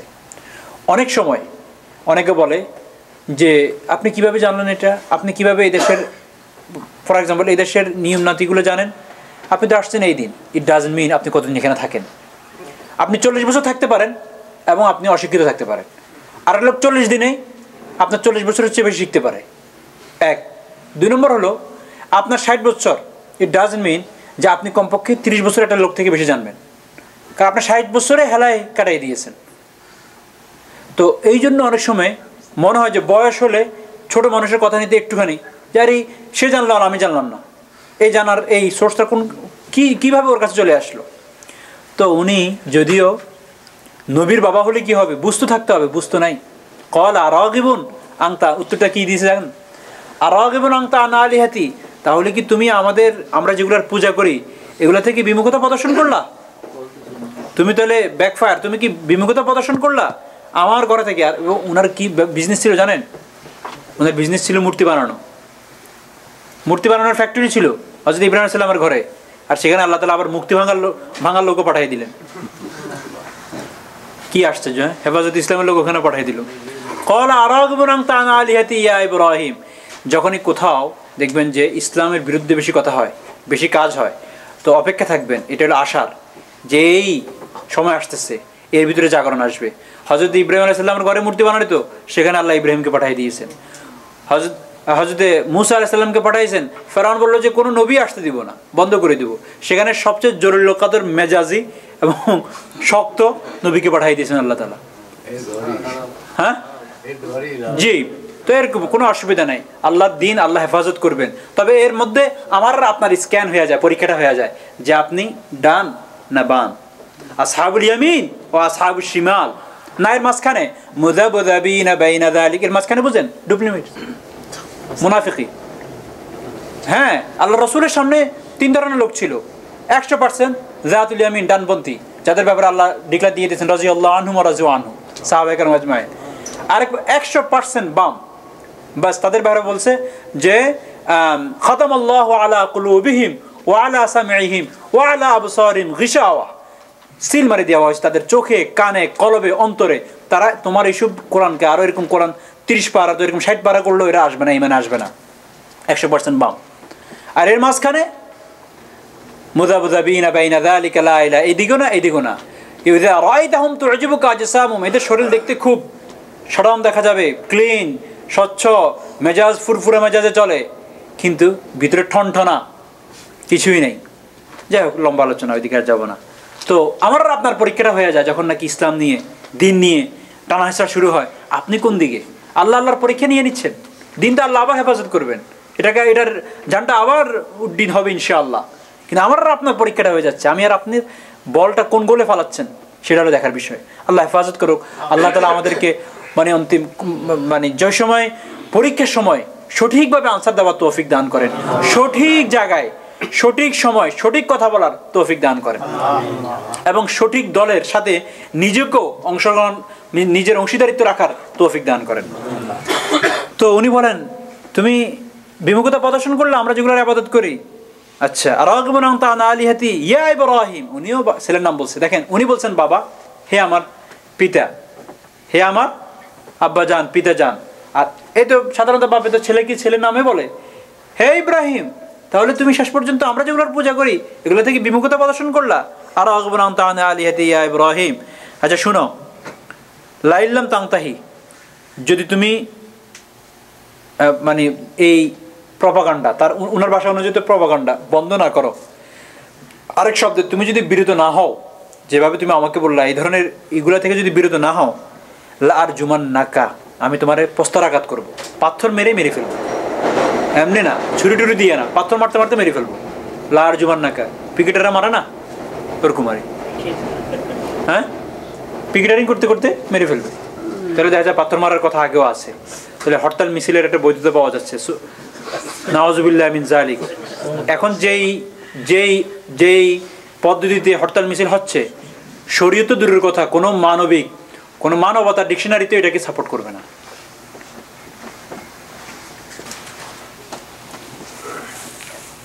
ইসলামে কোনো ভায়োলেন্সকে কখনো স্থান দেয় না, কিন্তু আল্লাহর কি সমস্ত ভায়োলেন্স ইসলামের নামে করার চেষ্টা করে। আল্লাহ হেফাজত করুক। তো বলে যে আমি তোমাকে লার জুমান নাকা, তোমাকে আমি প্রস্তরাঘাত করে মেরে ফেলবো। এর চেয়ে তোমাকে একটা কথা বলি, শুনো, ওয়াহজুরনি মালিয়া, প্লিজ তুমি লং টাইমের জন্য আমার থেকে দূরে সরো, চলে যাও, আমার চোখের সামনে থেকে একটু চলে যাও। আমি এটা গ্রহণ করতে কষ্ট হচ্ছে যে আমারই ঘরে আমারই সন্তান হয়ে তুমি মূর্তির বিরুদ্ধে কথা বলতেছো, অথচ মূর্তির ব্যবসা আমি করি। ওয়াহজুরনি মালিয়া, মানে লম্বা সময়ের জন্য। আমরা অনেক সময় বলি না, আমার চোখের সামনে থেকে সরে যেন না দেখি, বাস। এর উত্তরে উনি কি বললেন? অ্যাগ্রেসিভ বললেন? নো, এটা আমাদের শিখার বিষয়। দাওয়াতি, যারা আমরা নিজেদেরকে দাওয়াতি লোক বলি, আমরা বলি যে আমরা একটুখানি দাওয়াতের কাজ করতে চাই। দাওয়াত তো সবার উপরেই ফরজ দেওয়া, যতটুকু আপনি জানেন ততটুকু আপনাকে পৌঁছায় দেওয়া, বাল্লিগু আন্নি ওয়াল আয়া। কিন্তু দাওয়াতের সিস্টেম তো জানতে হবে। উনি দেখেন কত নম্র ভাষায় বাপকে দাওয়া দেওয়া শুরু করলেন। প্রথম ওই বিষয়টার ক্রিটিসাইজ করছেন, আস্তে আস্তে এরপরে যা বাবা আপনার শারীরিকভাবে আপনি পানিশমেন্ট পাবেন, এই জন্য আমার কাছে কষ্ট লাগে যে আমারই জন্মদাতা পিতা কষ্ট পাবেন, জাহান্নামের আগুনে জ্বলবে, এই জন্য আপনাকে বলা। উত্তরে যখন বাবার এই উত্তরটা হলো, এখন আর কি করতে পারে একটা সন্তান? বলছে যে চলে যাও প্রয়োজনে তুমি। এখন হয়তো উনাকে ঘর ছাড়তে হবে, নতুবা নন ইসলামের সাথে অথবা কুফরির সাথে, কুফরি মতবাদের সাথে কম্প্রোমাইজ করতে হবে। অপশন দুইটা, যেমন মক্কার কাফেরদের, হয়তো মক্কার কাফেরদের নির্যাতন থেকে বাঁচার জন্য দুইটা উপায়, হয়তো ইসলামকে কবুল করে প্রয়োজনে জায়গা ছেড়ে যাবে তবে ইসলাম ঠিক রাখবে, অথবা তাদের কথা মেনে আবার ইউটার্ন করবে। দুইটার একটা। তো উনি কি পথ নিয়েছেন? ক্বালা সালামুন আলাইক, উনি সালাম দিলেন, আপনি ভালো থাকেন, আমি আপনার স্বাস্থ্যতা কামনা করি। ক্বালা সালামুন আলাইক, প্রশ্ন আসতে পারে, নন মুসলিমকে সালাম দেওয়া যায়? হযরত ইব্রাহিম আলাইহিস সালাম মুসলমান, ওনার বাবা তো নন মুসলিম, প্রশ্ন আসে না? এই সালাম ওই সালাম না, এই সালাম ওই সালাম না। এইটা হলো আমরা অনেক সময় একজন আরেকজনকে বলি যে ঠিক আছে ভাই, আপনি আপনারটা নিয়ে সন্তুষ্ট থাকেন, আমি আমারটা নিয়ে সন্তুষ্ট থাকি। এটা শুধু এখানে না, কোরআনের বিভিন্ন জায়গায় নাজিল হয়েছে।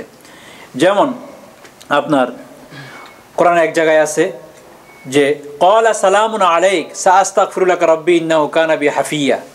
ক্বালা সালামুন আলাইক, আপনার ওয়াইদা সামিউল লাগওয়া আরাযু আনহু ওয়া রাজু আনহু, সূরা কাসাসের মধ্যে আছে, যখন নাকি তোমরা লঘু কথাবার্তা শুনো, অহেতুক, দেখবেন অনেক জায়গায় আপনার খারাপ বাজে কথাবার্তা চলা শুরু হয়, যেগুলো একজন মুমিনের কান শোনার জন্য প্রস্তুত থাকে না।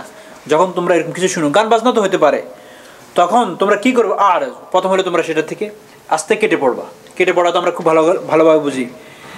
আর বলবা যে দেখো তুমি তোমার কাজ করো, আমরা আমার কাজ করি। ক্বালু লানা আমালুনা ওয়া লাকুম আমালুকুম সালামুন আলাইকুম। বাস, তুমি তোমারটা নিয়ে সন্তুষ্ট থাকো, আমরা আমাদেরটা নিয়ে সন্তুষ্ট থাকি। এখানেও সালাম আছে। আচ্ছা, এখানেও শেষ না। সূরা ফুরকানের 63 নম্বর আয়াতে দেখবেন আল্লাহ তাআলা বলেন যে আমার প্রকৃত বান্দা কারা? ওয়া ইবাদুর রহমানিল্লাযীনা ইয়ামশুনা আলাল আরজি হাওনা। আমার প্রকৃত বান্দা হলো সেই যে নাকি জমিনের উপরে চলে নম্রভাবে। এখন যদি শক্তভাবে কেউ চলে থাকেন, আপনি আল্লাহর বান্দা না। অন্তত আল্লাহ বলতেছেন সূরা ফুরকানের 63 আয়াত, ওয়া ইবাদুর রহমানিল্লাযীনা ইয়ামশুনা আলাল আরজি হাওনা। এক নম্বরের সিফাত, জমিনে হাঁটবে একদম নমনীয়তা, হীনতা, দীনতা, সবসময় অক্ষমতা প্রকাশ করবে। আর দ্বিতীয় গুণ, ওয়াইদা খাতাবাহুমুল জাহিলুন, যখন জাহেলরা তাকে অ্যাড্রেস করে যে কে যাচ্ছে, চুলকানি যাচ্ছে, অথবা আরও শব্দ তো আছে, বলতেও কোনো অসুবিধা নেই, বিন লাদেন যাচ্ছে, বা আরও ক্রিটিসাইজ যে শব্দ হইতে পারে, তো এর উত্তরে ওয়াইদা খাতাবাহুমুল জাহিলুন, উত্তরে এই লোকটা কি বলে? আমার ইবাদ, আমার বান্দা, ক্বালু সালামা। ঠিক আছে, বলো, এখন বলতে থাকো, শান্তিতে থাকো, আমিও থাকি, তোমরাও থাকো। আর যখনই ঘরে চলে যায়, ওয়াল্লাযীনা ইয়াবিতুনা লিরাব্বিহিম সুজদাা, ঘরে যায় আমাদের বস সিজদায় পড়ে, রাত্রে নামাজ পড়ে। ইয়াবিতুনা লিরাব্বিহিম সুজদাা ওয়া কিয়ামা, কখনো দাঁড়ায়, কখনো রুকু করে, কখনো সিজদা করে। ওয়াল্লাযীনা ইয়াকুলুনা রাব্বানা হাব, যখন হাত উঠায় তো আল্লাহর কাছে দোয়া করে। ওয়াল্লাযীনা ইয়াবিতুনা লিরাব্বিহিম সুজদাা ওয়া কিয়ামা ওয়াল্লাযীনা ইয়াকুলুনা রাব্বানা আসরিফ, হাত উঠাইয়া বলে রব্বানা আসরিফ আন্না আযাবা জাহান্নাম, আল্লাহ আমাকে জাহান্নামের আগুন থেকে রক্ষা করো। দেখেন কত কষ্ট, বাইরে ক্রিটিসাইজ শুনে আসছে, এসে আবার রুজু করে নামাজ পড়তেছে, আবার উঠাইয়া একটাই দোয়া করতেছে, রব্বানা আসরিফ আন্না আযাবা জাহান্নাম ইন্না আযাবাহা কানা গরামা। এটা হলো কার গুণ? ইবাদ, আল্লাহর প্রকৃত বান্দা। আমরা নিজেদেরকে বান্দা বলি, কি নাম ভাই? আমি একজন আল্লাহর বান্দা। আল্লাহর বান্দা হওয়া এত সহজ না। যাই হোক, ওখানেও সালাম আছে না, ওই সালাম, এটা ওই সালাম না। এক, অথবা আরেক উত্তর দিই, এই যে শরীয়তের কথা বলতেছি আমরা, সালাম, এই শরীয়ত ইসলামী, এটা ইসলামের আগের কথা বলা হইতেছে। আর আমরা যেটা নিয়ে প্রশ্ন করি মুসলমান নন মুসলিম, সেটা হলো শরীয়তে মুহাম্মাদি, এটা উত্তর হইতে পারে। বাস, এটা একটা কথা আলোচনা আসলে এই জন্য বললাম। এরপরে উনি বললেন ঠিক আছে, সালামুন আলাইক, আপনি আপনার মতে থাকেন, শান্তিতে থাকেন, সুস্বাস্থ্যের সাথে থাকেন, আমি এটাই উইশ করি। তবে সাআস্তাগফিরু লাকা রব্বি, আমি আমার রবের কাছে আপনার জন্য ইস্তেগফার করব, আল্লাহ যেন আপনাকে মাফ করে দেয়, আল্লাহ যেন আপনাকে সঠিক রাস্তায় নিয়ে আসে, এটা আমি অবশ্যই করব। বাবা তো সাআস্তাগফিরু লাকা রব্বি, এই কাজটা আমি করব। ইন্নাহু কানা বি হাফিয়া, ইন্নাহু কানা বি হাফিয়া, কেননা আমার আল্লাহ আমার ব্যাপারে বড় দয়াশীল, আমাকে দয়া করে নবুয়ত দিয়েছেন, আমাকে অনেক কিছু দিয়েছেন। তো আমি যেহেতু আল্লাহ আমার প্রতি দয়াশীল, আমি ওই দয়ার দাবিটা সামনে রেখে দোয়া করলে, ইস্তেগফার করলে ইনশাআল্লাহ আল্লাহ তাআলা আপনারও মাফ করে দিবেন। এটা কে বললেন? হযরত ইব্রাহিম আলাইহিস সালাতু ওয়াস সালাম। বাপ তো সাআস্তাগফিরু লাকা রব্বি। এখন এখানে একটা প্রশ্ন, এরপরে আমি আয়াতের অর্থ করব, যে উনি যে একজন নন মুসলমানের জন্য ইস্তেগফার করলেন, এটা জায়েজ কিনা? আমরা অনেক সময় এখানে অনেকে প্রশ্নও করি, যেহেতু কোরআনের আয়াত শুদ্ধ তরজমা পড়ার জন্য না, এর পাশাপাশি মাসলাগুলো আমাদের ক্লিয়ার হওয়া প্রয়োজন। যে নন মুসলিমের জন্য আমি কি ইস্তেগফার করতে পারি কিনা, এটা একটা মৃত্যুবরণ করলে তার জন্য দোয়া করতে পারি কিনা, হাসপাতালে আপনাকে যাইতে বলছে আপনার বস, আসে একবার দেখা করি, অথবা আপনি অন্তত যান, আমি যাই কি সূরা ইয়াসিন পড়বো কিনা, এই ধরনের কতগুলো প্রশ্ন আসে না, নাকি আসে না? এদেশে আমাদের বিশেষ করে ওয়েস্টার্ন কান্ট্রিতে আসে। এটা কি জায়েজ কিনা ইস্তেগফার যে উনি করলেন? প্রথম তো হলো উনি ইস্তেগফার করছেন এই কথার দাবি রেখে যে আল্লাহ আমার উপর অনেক রহম করেছেন, অনেক দয়ালু, আমি এই জন্য করব। কিন্তু যখন নাকি আল্লাহ তাআলা ওনাকে বলে দিলেন মা কানা লিন-নাবিয়্যি ওয়াল্লাযীনা আমানু আন ইস্তাগফিরু লিল মুশরিকিন। যখন আল্লাহ ডিকশনারিতে দেখা গেল যে আযর ওনার পিতা মুসলমান হবেন না, তখন আল্লাহ তাআলা ওহী প্রেরণ করলেন যে একজন নবীর জন্য এটা শোভনীয় নয়। মা কানা লিন-নাবিয়্যি ওয়াল্লাযীনা আমানু, আমরা দেখেন নবীটা তো বলে ফেলছেন, এবং একজন মুমিনের জন্য এটা শোভনীয় নয় যে আন ইস্তাগফিরু লিল মুশরিকিন, একজন মুশরিকের জন্য ইস্তেগফার করবে। আয়াত, কোরআন শরীফের আয়াত, এটা আয়াত পড়তেছি। তো এটা একজন কিসের জন্য? সূরা তাওবাতে আছে। সূরা তাওবাতে যখন পড়বেন সেখানে আছে আয়াত নম্বর 114 থেকে 113 থেকে 14, মা কানা লিন-নাবি ওয়াল্লাযীনা আমানু আন ইস্তাগফিরু লিল মুশরিকিনা, যদিও সে মুশরিক তার ওয়ালাউ কান উলি কুরবা, আত্মীয়স্বজন হয়, যদিও সে কি হয়? আত্মীয়স্বজন হয়, তারপরও তার জন্য কি করা যাবে না? দোয়া করা যাবে না, বিকজ সে তো আসহাবুল জাহিম, সে তো জাহান্নামী। একজন জাহান্নামীর জন্য ইস্তেগফার করা যাবে না, একজন জাহান্নামীর জন্য দোয়া করা যাবে না। তাহলে ক্লিয়ার হলাম? কোরআন শরীফের আয়াত দিয়ে উত্তরটা দিলাম, হাদিসের বা মাসালার দিকে আর প্রয়োজন নাই। ইয়া আল্লাহ। এরপরে আল্লাহ তাআলা এটা যখন আয়াতটা আসে তখন বাস উনি ইস্তেগফার করা ছেড়ে দিলেন। এটাও কোরআন শরীফে আছে সূরা তাওবার মধ্যে যে মা কানা ইস্তিগফার ইব্রাহিম লিআবিহি ইল্লা আন মাউইদাতিন ওয়া'দা ইয়া, যে ইব্রাহিম আলাইহিস সালামের ইস্তেগফার তার পিতার জন্য এটা এই জন্য ছিল না যে উনি আল্লাহর কাছে চাইছেন কোনো না কোনো ভাবে বাপকে বাঁচানো, জাতি যা যাক যাক, এটা ওনার উদ্দেশ্য ছিল না। কেন উনি ইস্তেগফার করছেন? ইল্লা আন মাউইদাতিন ওয়া'দাহা, উনি একটা ওয়াদা করছেন বাপের কাছে, ওই ওয়াদাটার জন্য উনি করতেন এটা।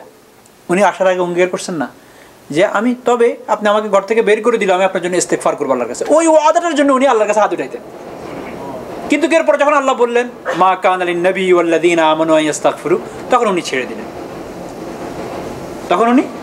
দিলেন। ফালাম্মা তাবায়্যানা লাহু আন্নাহু আদুউউল লিল্লাহ, যখন এটা স্পষ্ট হয়ে গেল সূরা তাওবার মধ্যে আল্লাহ তাআলা বলতেছেন যে সে আল্লাহর দুশমন, তাবাররাআ মিনহু ইন্না ইব্রাহিম লাআওয়ান, তখন ইব্রাহিম সাল্লাম বাস উন্মুক্ত, হাত ছেড়ে দিলেন, আর না, নো মোর, আর উনি ইস্তেগফার করেন নাই। জি, এটা আল্লাহ রাসূল সাল্লাল্লাহু আলাইহি ওয়াসাল্লামের সময় ওনার লাইফও হয়েছে। ওনার লাইফেও একজন মুনাফিক বলতে পারেন, তার জন্য মৃত্যুর পরে উনি ইস্তেগফার করতেছিলেন। তখন আয়াত আসছে, ওমর ফারুক রাদিয়াল্লাহু আনহু বলতেন কেন আপনি এর জন্য ইস্তেগফার করেন? এই তো একদম পরিষ্কার মুনাফিক ছিল, স্পষ্ট ছিল। তো আয়াত নাযিল হয়ে গেল যে ইন তাস্তাগফিরুনা সাবিঈনা, যে আপনি যদি ইন তাস্তাগফিরুল্লাহ সাবিঈনা মাররাতান, যদি 70 বারও আপনি ইস্তেগফার করেন তো আল্লাহ তাআলা কি করবে না? কবুল করবে না। তো এটার পরে হযরত ওমর ফারুক রাদিয়াল্লাহু আনহু তো খুব খুশি যে আমি না মানা করছি দোয়া ইস্তেগফার করতে না। আল্লাহ রাসূল কি বলছেন জানেন?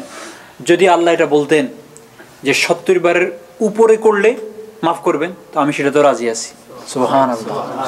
তা বুঝতেছেন ওমর? শুনো, যদি আল্লাহ এটা বলতেন 70 মাররা বলছেন 70 বারও যদি করো তাহলে কবুল করবো না, যদি এটা বলে যে 70-এর উপরে যদি করো তাহলে কবুল, আমি সেটা রাজি, তুমি আমার এক বান্দা যদি জাহান্নামের আগুন থেকে বেঁচে যায়। এরপরে যখন নাকি আল্লাহ তাআলা, এরপর আল্লাহ রাসূল বলতেন, যখন আল্লাহ তাআলা এই আয়াত নাযিল করলেন, হযরত ওমরের কথা ছিল যে আপনি জানাজাও পড়বেন না, কবর জিয়ারতও যাবেন না এদের। যখন আসলো মা কান, যখন আল্লাহ তাআলা একই সূরার সামনে বললেন ওয়ালা তুসাল্লি আলা আহাদিম মিনহুম মাতা আবাদান, যে আপনি দোয়া করবেন না, ওয়ালা তুসাল্লি আলা আহাদিম মিনহুম মাতা আবাদান, কখনোই, এবং তাদের কবরও দাঁড়াবেন না। তখন থেকে উনি জানাজা পড়াও ছেড়ে দিয়েছেন, ওদের কবরে যাওয়াও ছেড়ে দিয়েছেন। এটা হলো তখন পর, এটা আল্লাহ রাসূলের জিন্দেগিতে হয়েছে। একদম হযরত ইব্রাহিম আলাইহিস সালামের সাথে ট্রেসিং, মনে হয় একদম ফটোকপির মতো। উনিও প্রথমে ইস্তেগফার করতেন, যখন আল্লাহ বললেন মা কানা লিন-নাবি, কোন নবীর জন্য এটা সুবর্ণ এবং মুমিনদের জন্য, তখন উনি ছাড়লেন। ঠিক আল্লাহ রাসূল এরকম যখন বললেন যে ওয়ালা তুসাল্লি আলা আহাদিম মিনহুম মাতা আবাদান আলা কবর, এদের উপরে আপনি যাবেন না, এদের কবরও দাঁড়াবেন না, এদের জানাজা পড়বেন, তখন ছেড়ে দিয়েছেন। যাই হোক, তো কথা তো এখানে আমি প্রশ্নটা দাঁড়াইয়া এটার উত্তর দিলাম, ইস্তেগফার করা যাবে কিনা? যাবে না। দোয়া করা যাবে কিনা? যাবে না। এই দোয়া কোথায় যাবে? কবুলটা কিভাবে হবে? হ্যাঁ, সে যদি জীবিত থাকে তার জন্য এটা যে আল্লাহ এই লোকটার কত ইহসান আমার উপরে আছে, কত ভালো তার চরিত্র, এ আল্লাহ সবচেয়ে উত্তম ফয়সালাটা তার ব্যাপারে তুমি এটা করে দাও, তাকে হেদায়েত দিয়ে দাও। কারণ আল্লাহর উইলিং এ তো সেই লোকটা চলতেছে না, সমস্ত নন মুসলিমরা তো আল্লাহর উইলিং এ চলতেছে। তুমি তোমার যে উইলিং কুদরতির দ্বারায় তাকে হেদায়েত দিয়ে দাও। এটা দোয়া করতে পারি আমরা, এতে কোনো অসুবিধা নেই। আচ্ছা, এই কনভারসেশন শেষ বাপ পিতা পুত্রের। এরপরে ফালাম ওয়াতাজালাহুম ওয়া মা তাদউনা মিন দুনিল্লাহ ওয়া আতাজিলুহুম তাজিলুকুম, তখন হযরত ইব্রাহিম সাল্লাম বললেন, মক্কার কাফেরদের সাথে খুব মিল আছে, বলে যে আমি আপনাকেও আপনাদেরকে লাকা বলে নাই, আপনাকে না, সোসাইটি, আত্মীয় স্বজন সব কিছু ছাড়বো এবং আপনারা যেগুলোকে ডাকেন এগুলোকেও ছেড়ে আমি চলে যাব। ওয়া আতাজিলুকুম ওয়া মা তাদউনা মিন দুনিল্লাহ। তাহলে দেখেন, ইসলামের জন্য, এক আল্লাহর জন্য আপনাকে প্রয়োজনে দূষণ, যেখানে দেখবেন যে এনভায়রনমেন্ট দূষণ হয়ে গিয়েছে, এনভায়রনমেন্ট আপনাকে ছেড়ে দিতে হবে। ইভেন আপনার পিতাকে ছাড়তে হবে, মাকে ছাড়তে হবে, সন্তান ছাড়তে হবে, তবুও আল্লাহকে ছাড়া যাবে না, আল্লাহকে ছাড়া যাবে না। তো উনি এখানে, এটা হলো হযরত ইব্রাহিম আলাইহিস সালাম থেকে সবচেয়ে বড় শিক্ষণীয়। এরপর উনি কি বলেন, আপনাদেরকে তো ছাড়বো, ছেড়ে ওয়া আদউ রব্বি, আমি আমার রবের ইবাদত করব। এসব কেন ছাড়বো, রিজনটা কেন? Only for the sake of Allah, আমার আল্লাহকে সন্তুষ্ট করার জন্য আমি আপনাদেরকেও ছাড়তে রাজি আছি, আপনাদের এসব মূর্তিকেও ছাড়তে রাজি আছি, এই সোসাইটি ছাড়তে রাজি আছি। এখন এটা আমাদের উপরে চলে আসে, ওয়েস্টার্ন কান্ট্রিতে যারা আমরা থাকি, সোসাইটির কারণে যদি আপনাকে আপনার ইসলাম থেকে দূরে রাখে, তো ওই সোসাইটি আপনাকে ছেড়ে দিতে হবে, ওই এনভায়রনমেন্ট আপনাকে ছেড়ে দিতে হবে, ওই ফ্যামিলিও ছেড়ে, পিতাকে ছাড়িয়ে যাচ্ছেন, পিতাকে কোথায় আছেন?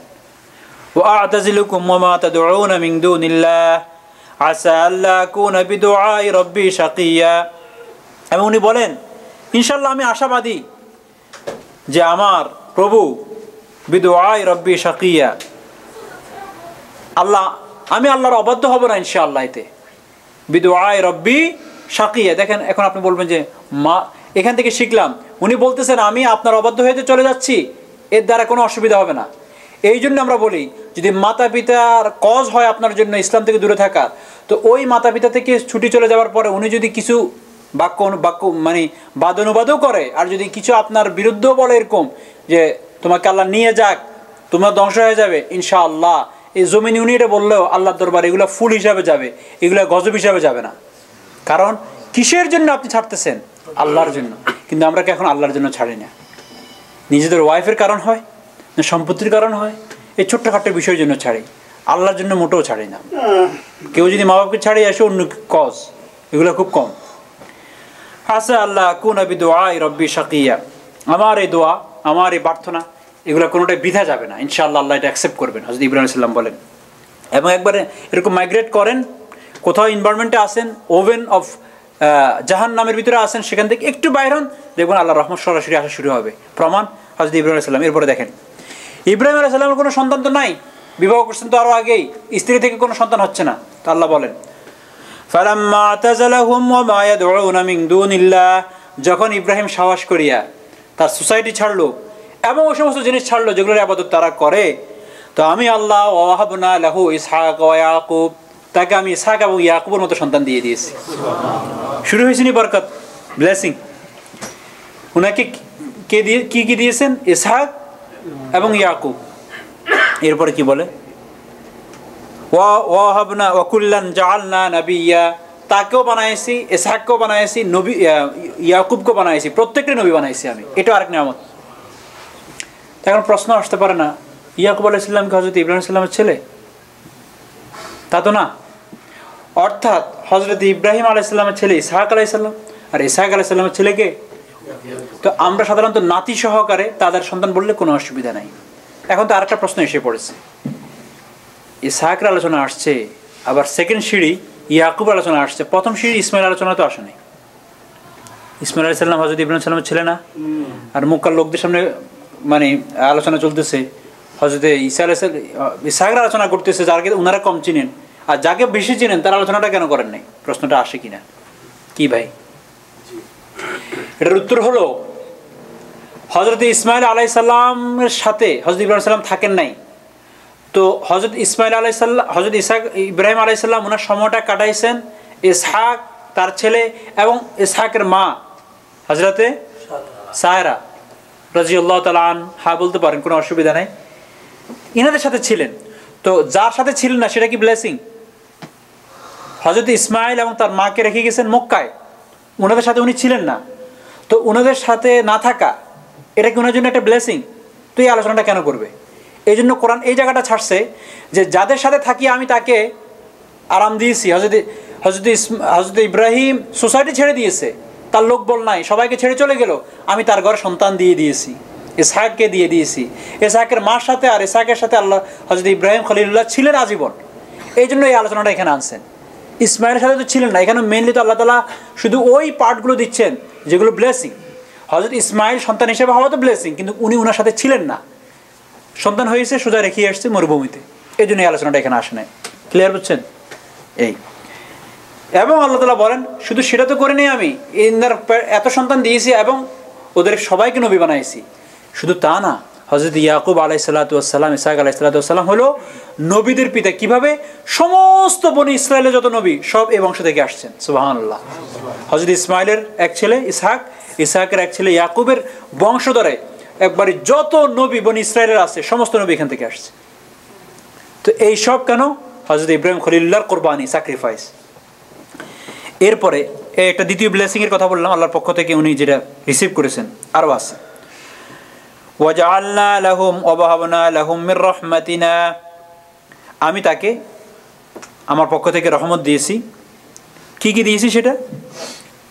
হযরত ইসহাক, তার সন্তান হযরত ইয়াকুব, আর বংশ পরিক্রমা সবাইকে নবী বানাইছি। সবাইকে আমি এই পৃথিবীতে সম্মানিত করেছি।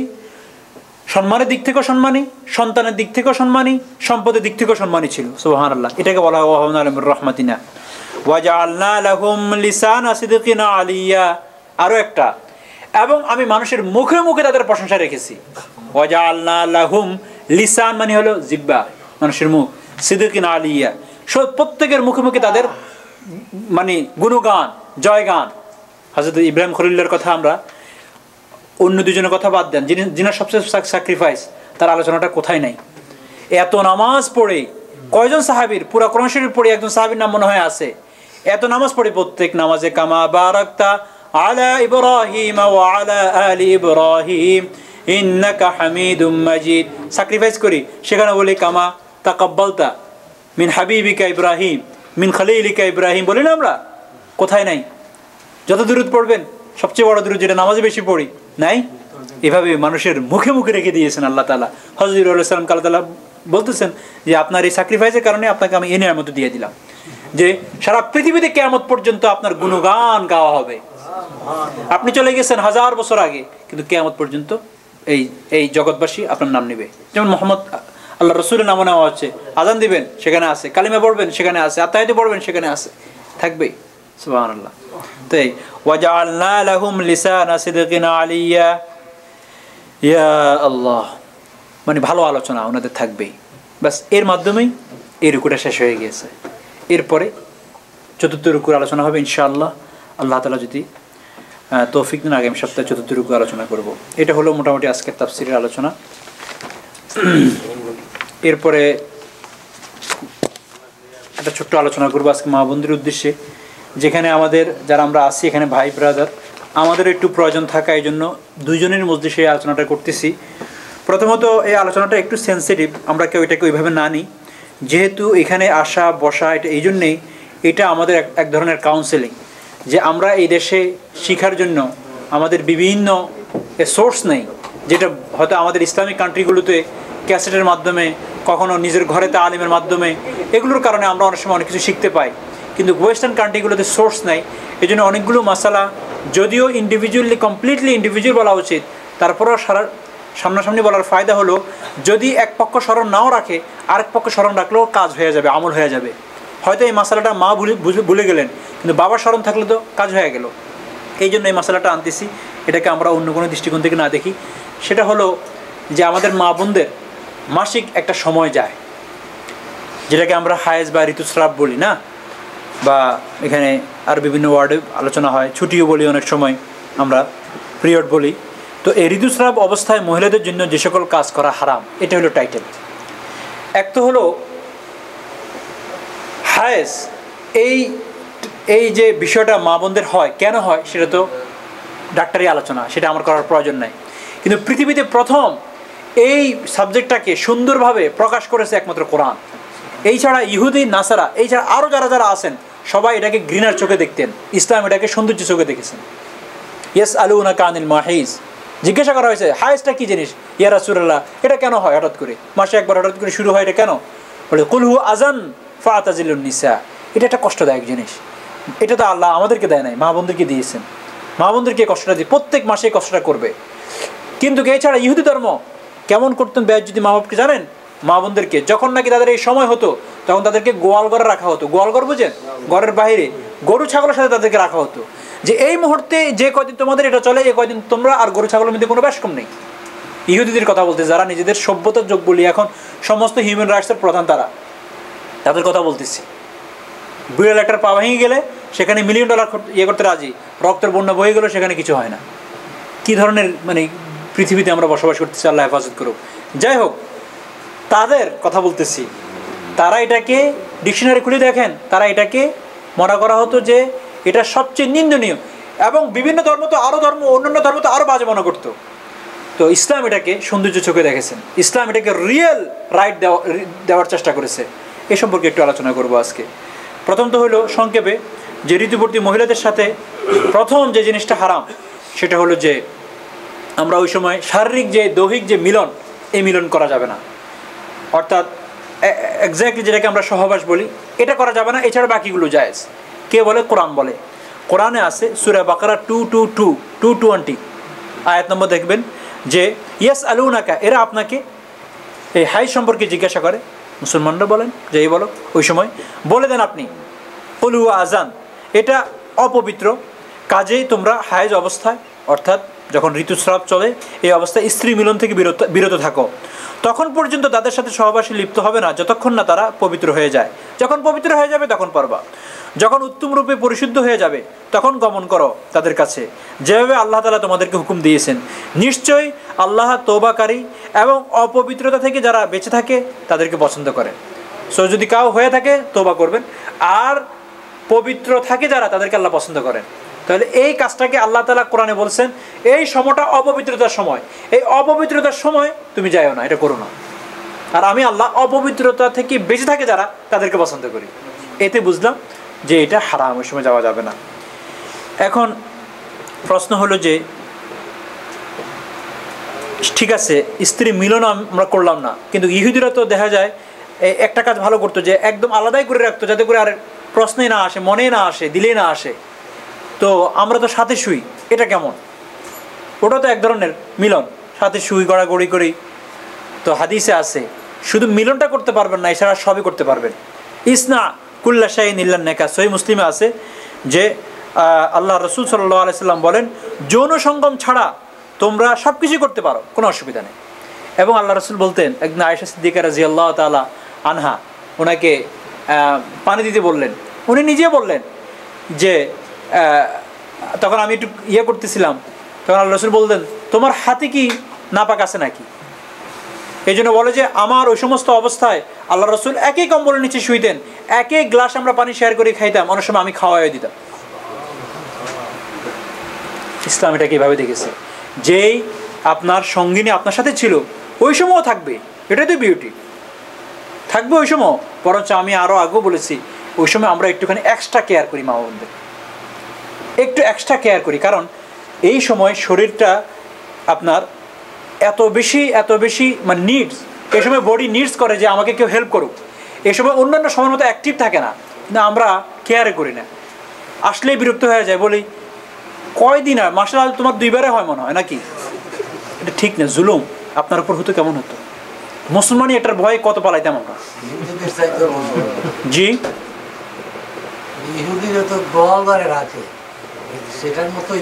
জি।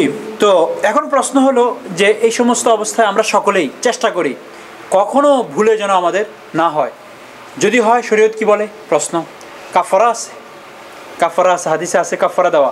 তবে এই কাফারা দেওয়ার জন্য শর্ত হলো যে আপনি জিনিসটা জানেন, যেমন আজকে জানছেন, আপনার স্মরণও আছে এবং ইচ্ছাকৃতভাবে করেছেন।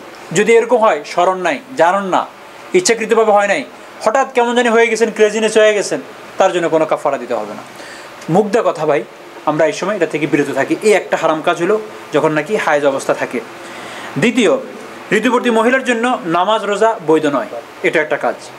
নামাজ রোজা বৈধ নয়, এই সময় নামাজও পড়বে না, রোজাও রাখবে না, শুধুমাত্র ভালো সুস্থ হয়ে যাওয়ার পরে নামাজের কাজা করা লাগবে না, রোজার কাজা করা লাগবে, ফরজ রোজাগুলো। এটা হাদিসে আছে, বুখারী এবং মুসলিমে আছে। এবং তৃতীয় হলো যে যতদিন পর্যন্ত মা বোনদের ঋতুবর্তী অবস্থাটা থাকে, এই ছুটির সময়টা থাকে, হায়েজ অবস্থায় থাকেন, ততদিন পর্যন্ত কোরআন কি স্পর্শ করবে না। যখন পবিত্র হয়ে যাবে তখন আবার কোরআন শরীফ ধরতে পারবে। কারণ লা ইয়ামাসসু ইল্লাল মুতাহহারুন, যে পবিত্র ব্যক্তি ছাড়া কেউ কোরআন কি স্পর্শ করতে পারে না। শুধু এখানেও না, হাদিসে আছে রাসূল আকরাম সাল্লাল্লাহু আলাইহি ওয়াসাল্লাম একবার পত্র লিখছিলেন। হযরতে উনি যখন পত্র লেখেন হযরত আমর ইবনে হাজম কাছে, তখন উনি লিখলেন কোরআন শরীফের ব্যাপারে লিখতে যায়, লা ইয়ামাসসুল কোরআন ইল্লা তাহির, যে কোরআনকে যেন পবিত্র ব্যক্তি ছাড়া আর কেউ স্পর্শ না করে। সেখান থেকে বুঝলাম যেহেতু কোরআনের আরেক জায়গায় মা বোনদের এই অবস্থাটাকে অপবিত্র বলা হয়েছে, তাহলে তারা ওই সময়টায় কোরআন শরীফ ধরতে পারবে না।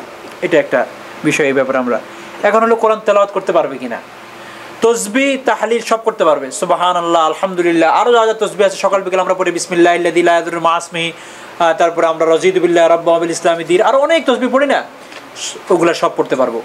কোরআন তেলাওয়াত বলা হয় যে তেলাওয়াত করা যাবে না, তেলাওয়াতটা ওই কদিন বন্ধ থাকবে। তবে এই ব্যাপারে কিছু কিছু স্কলার্সরা এই মতামত রাখেন যে তেলাওয়াত করা যাবে, যদি ওই মহিলা মার এমন হয় যে উনি তেলাওয়াত না করলে ভুলেই যাবেন, উনি হাফেজা, তেলাওয়াত করতেই হয়, তাহলে ভিন্ন কথা। কিন্তু আসলে অথেন্টিক হলো যে ইনশাআল্লাহ ওই কয়েকদিন যদি তেলাওয়াত নাও করে, তো এই মনে স্মরণ রাখার দায়িত্ব কার হাতে?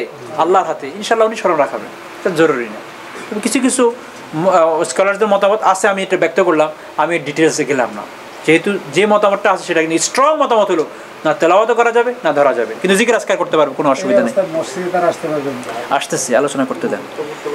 ঋতুবর্তী মহিলাদের জন্য মসজিদে অবস্থান করা, মসজিদে অবস্থান করা না জায়েজ, অবস্থান করা যাবে না, অবস্থান করা যাবে না। শুধু তা না, হাদিসে আছে যে কোনো ঋতুবর্তী মহিলা এবং নাপাক ব্যক্তির জন্য, আমরা যে অনেক সময় পুরুষ নাপাক হয় না স্বপ্নদোষ হলে, আপনিও থাকতে পারবেন না, এই জন্য এটা যেন না হয়। আরও একটা জিনিস আছে যে এই ধরনের ঋতুবর্তী মা বোনরা হজের সময় হজ করতে গেলে যদি হয় তো তওয়াফ করতে পারবেন না। কি করতে পারবে না? তওয়াফ করতে পারবেন না। বাইতুল্লাহ তওয়াফ করা হারাম।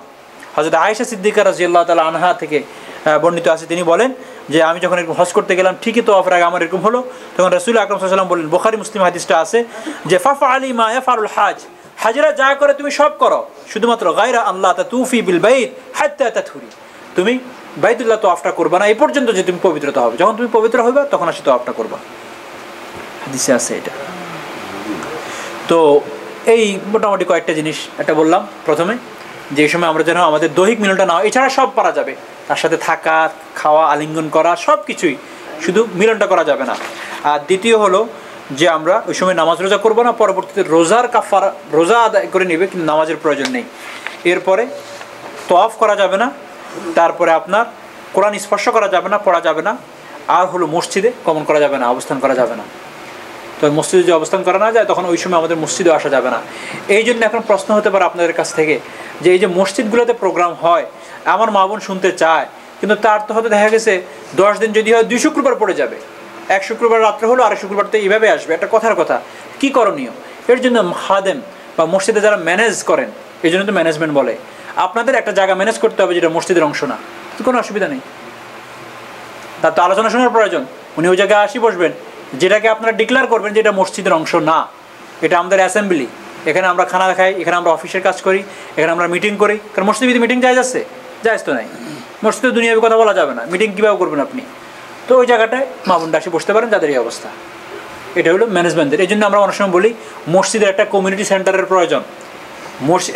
এটা কমপ্লেক্স, এটাকে বলা একটা কমপ্লেক্স বিল্ডিং হবে, এর মধ্যে এটা খালেস প্রেয়ার হাউস, এখানে শুধু নামাজ পড়বে। আর এখান থেকে যখন আওয়াজ না বয়ান হবে তখন বিভিন্ন জায়গায় এই বয়ান যেতে থাকবে। এই পাশে কমিউনিটি সেন্টার থাকবে, সেখানে হয়তো মা বোনরা শুনতেছেন, এখানে চিলড্রেনদের থাকবে, সেখানে তারা শুনতেছে, তারা হয়তো একটু দুষ্টামি করতে পারে। কমপ্লেক্স যেখানে সব কিছু থাকবে, একটা সেবা কেন্দ্র থাকবে। আমরা তো এখন বড় সেবা যে নামাজ পড়ানোর মতো জায়গায় দিতে পারতেছি না, কমপ্লেক্স করবো কোন জায়গা থেকে? আল্লাহ তাআলা আমাদের সকলকে কথাগুলো আমল করার তৌফিক দান করুক, এমন মসজিদ নির্মাণ করার তৌফিক দান করুক যেই মসজিদে আল্লাহ তাআলা এই ইসলামের যত শাখা প্রশাখার কাজ আছে সেগুলো আদায় করতে পারি। আমাদের মসজিদটা যেন মসজিদে নববীর সাথে ম্যাচ করে, এরকম মসজিদ যেন না হয় যে মসজিদটা শুধুমাত্র একটা সাইড নিয়ে আলোচনা করতেছে। এই জন্য আমরা সবসময় বলি যে ভাই যখন নাকি মসজিদের কোথাও আপনাকে আল্লাহ তাআলা তৌফিক দেয় মসজিদে জড়িত হওয়ার, এটাকে নেয়ামত মনে করবেন এবং উত্তর এটার উপরে কাজ করার চেষ্টা করবেন, মসজিদের সাথে নিজেকে জড়ায় রাখবেন। এই জন্য যখন বলা হয় যে মসজিদে লাইফ মেম্বারের কথা বলে, তো আমি প্রথম এই শব্দটা নিয়ে খুব একটুখানি হতাম যে এটা কেমন কথা, যে লাইফ তো বলতে কোনো কিছু নেই, সবাই তো ক্ষণস্থায়ী, মানে স্থায়ী না ক্ষণস্থায়ী, আমরা সবাই মারা যাবো। লাইফ মেম্বারের কী অর্থ? এটা কি ইন্স্যুরেন্স ওই যে লাইফ ইন্স্যুরেন্সের মতো হয়ে গেল নাকি? পরে চিন্তা করে দেখলাম এই পৃথিবীতে তো বহু মেম্বারশিপ আছে, কসকর মেম্বারশিপ হইতে পারেন আপনি, আরও বিভিন্ন জায়গার, কিন্তু সব মেম্বারশিপ বন্ধ হয়ে যাবে আপনার চোখ বন্ধ করার সাথে সাথে। ক্লাবের মেম্বার হয় না আমরা, কত মেম্বার আমাদের, আমরা তো অনেক কিছুর মেম্বার, কার্ড এরকম ভরা থাকে, সব কিছুর মেম্বার। কিন্তু মিম্বারের মেম্বার যদি হয়ে থাকেন, মিম্বার এটাকে বলে না, এটা কিন্তু কাটা হবে না, হাদিসে আছে এটা ট্রান্সফার হবে শুধুমাত্র। যে কোনো ব্যক্তি, হাদিসে আছে যখন নাকি কাল ময়দানে মাহশারে কিছু লোককে দেখা যাবে যে তারা মসজিদের এরকম একটা সিম্বলিক মসজিদ মতো করে মাথাত করে এরা দৌড়তে থাকবে, তখন মানুষ মনে করবে মনে হয় আল্লাহর নিকটবর্তী কোনো ফেরেশতার একটা গ্রুপ, তারা কোনো একটা নির্ধারিত কাজে নিয়োজিত আছে। তখন জিজ্ঞাসা করা হবে এরা কারা? বলে যে এরা ওই সমস্ত ব্যক্তি, ইমাম এবং মুয়াজ্জিন এবং ওই সমস্ত মুসল্লি যারা সবসময় মসজিদের ফিকিরে থাকতো, এখন তাদেরকে আল্লাহ তাআলা হিসাব ছাড়া বললো জান্নাতের দিকে চলে যাও, আর এই মসজিদটা নিয়ে করতে তো এটাকে মাথাত করে নিয়ে চলে যাও।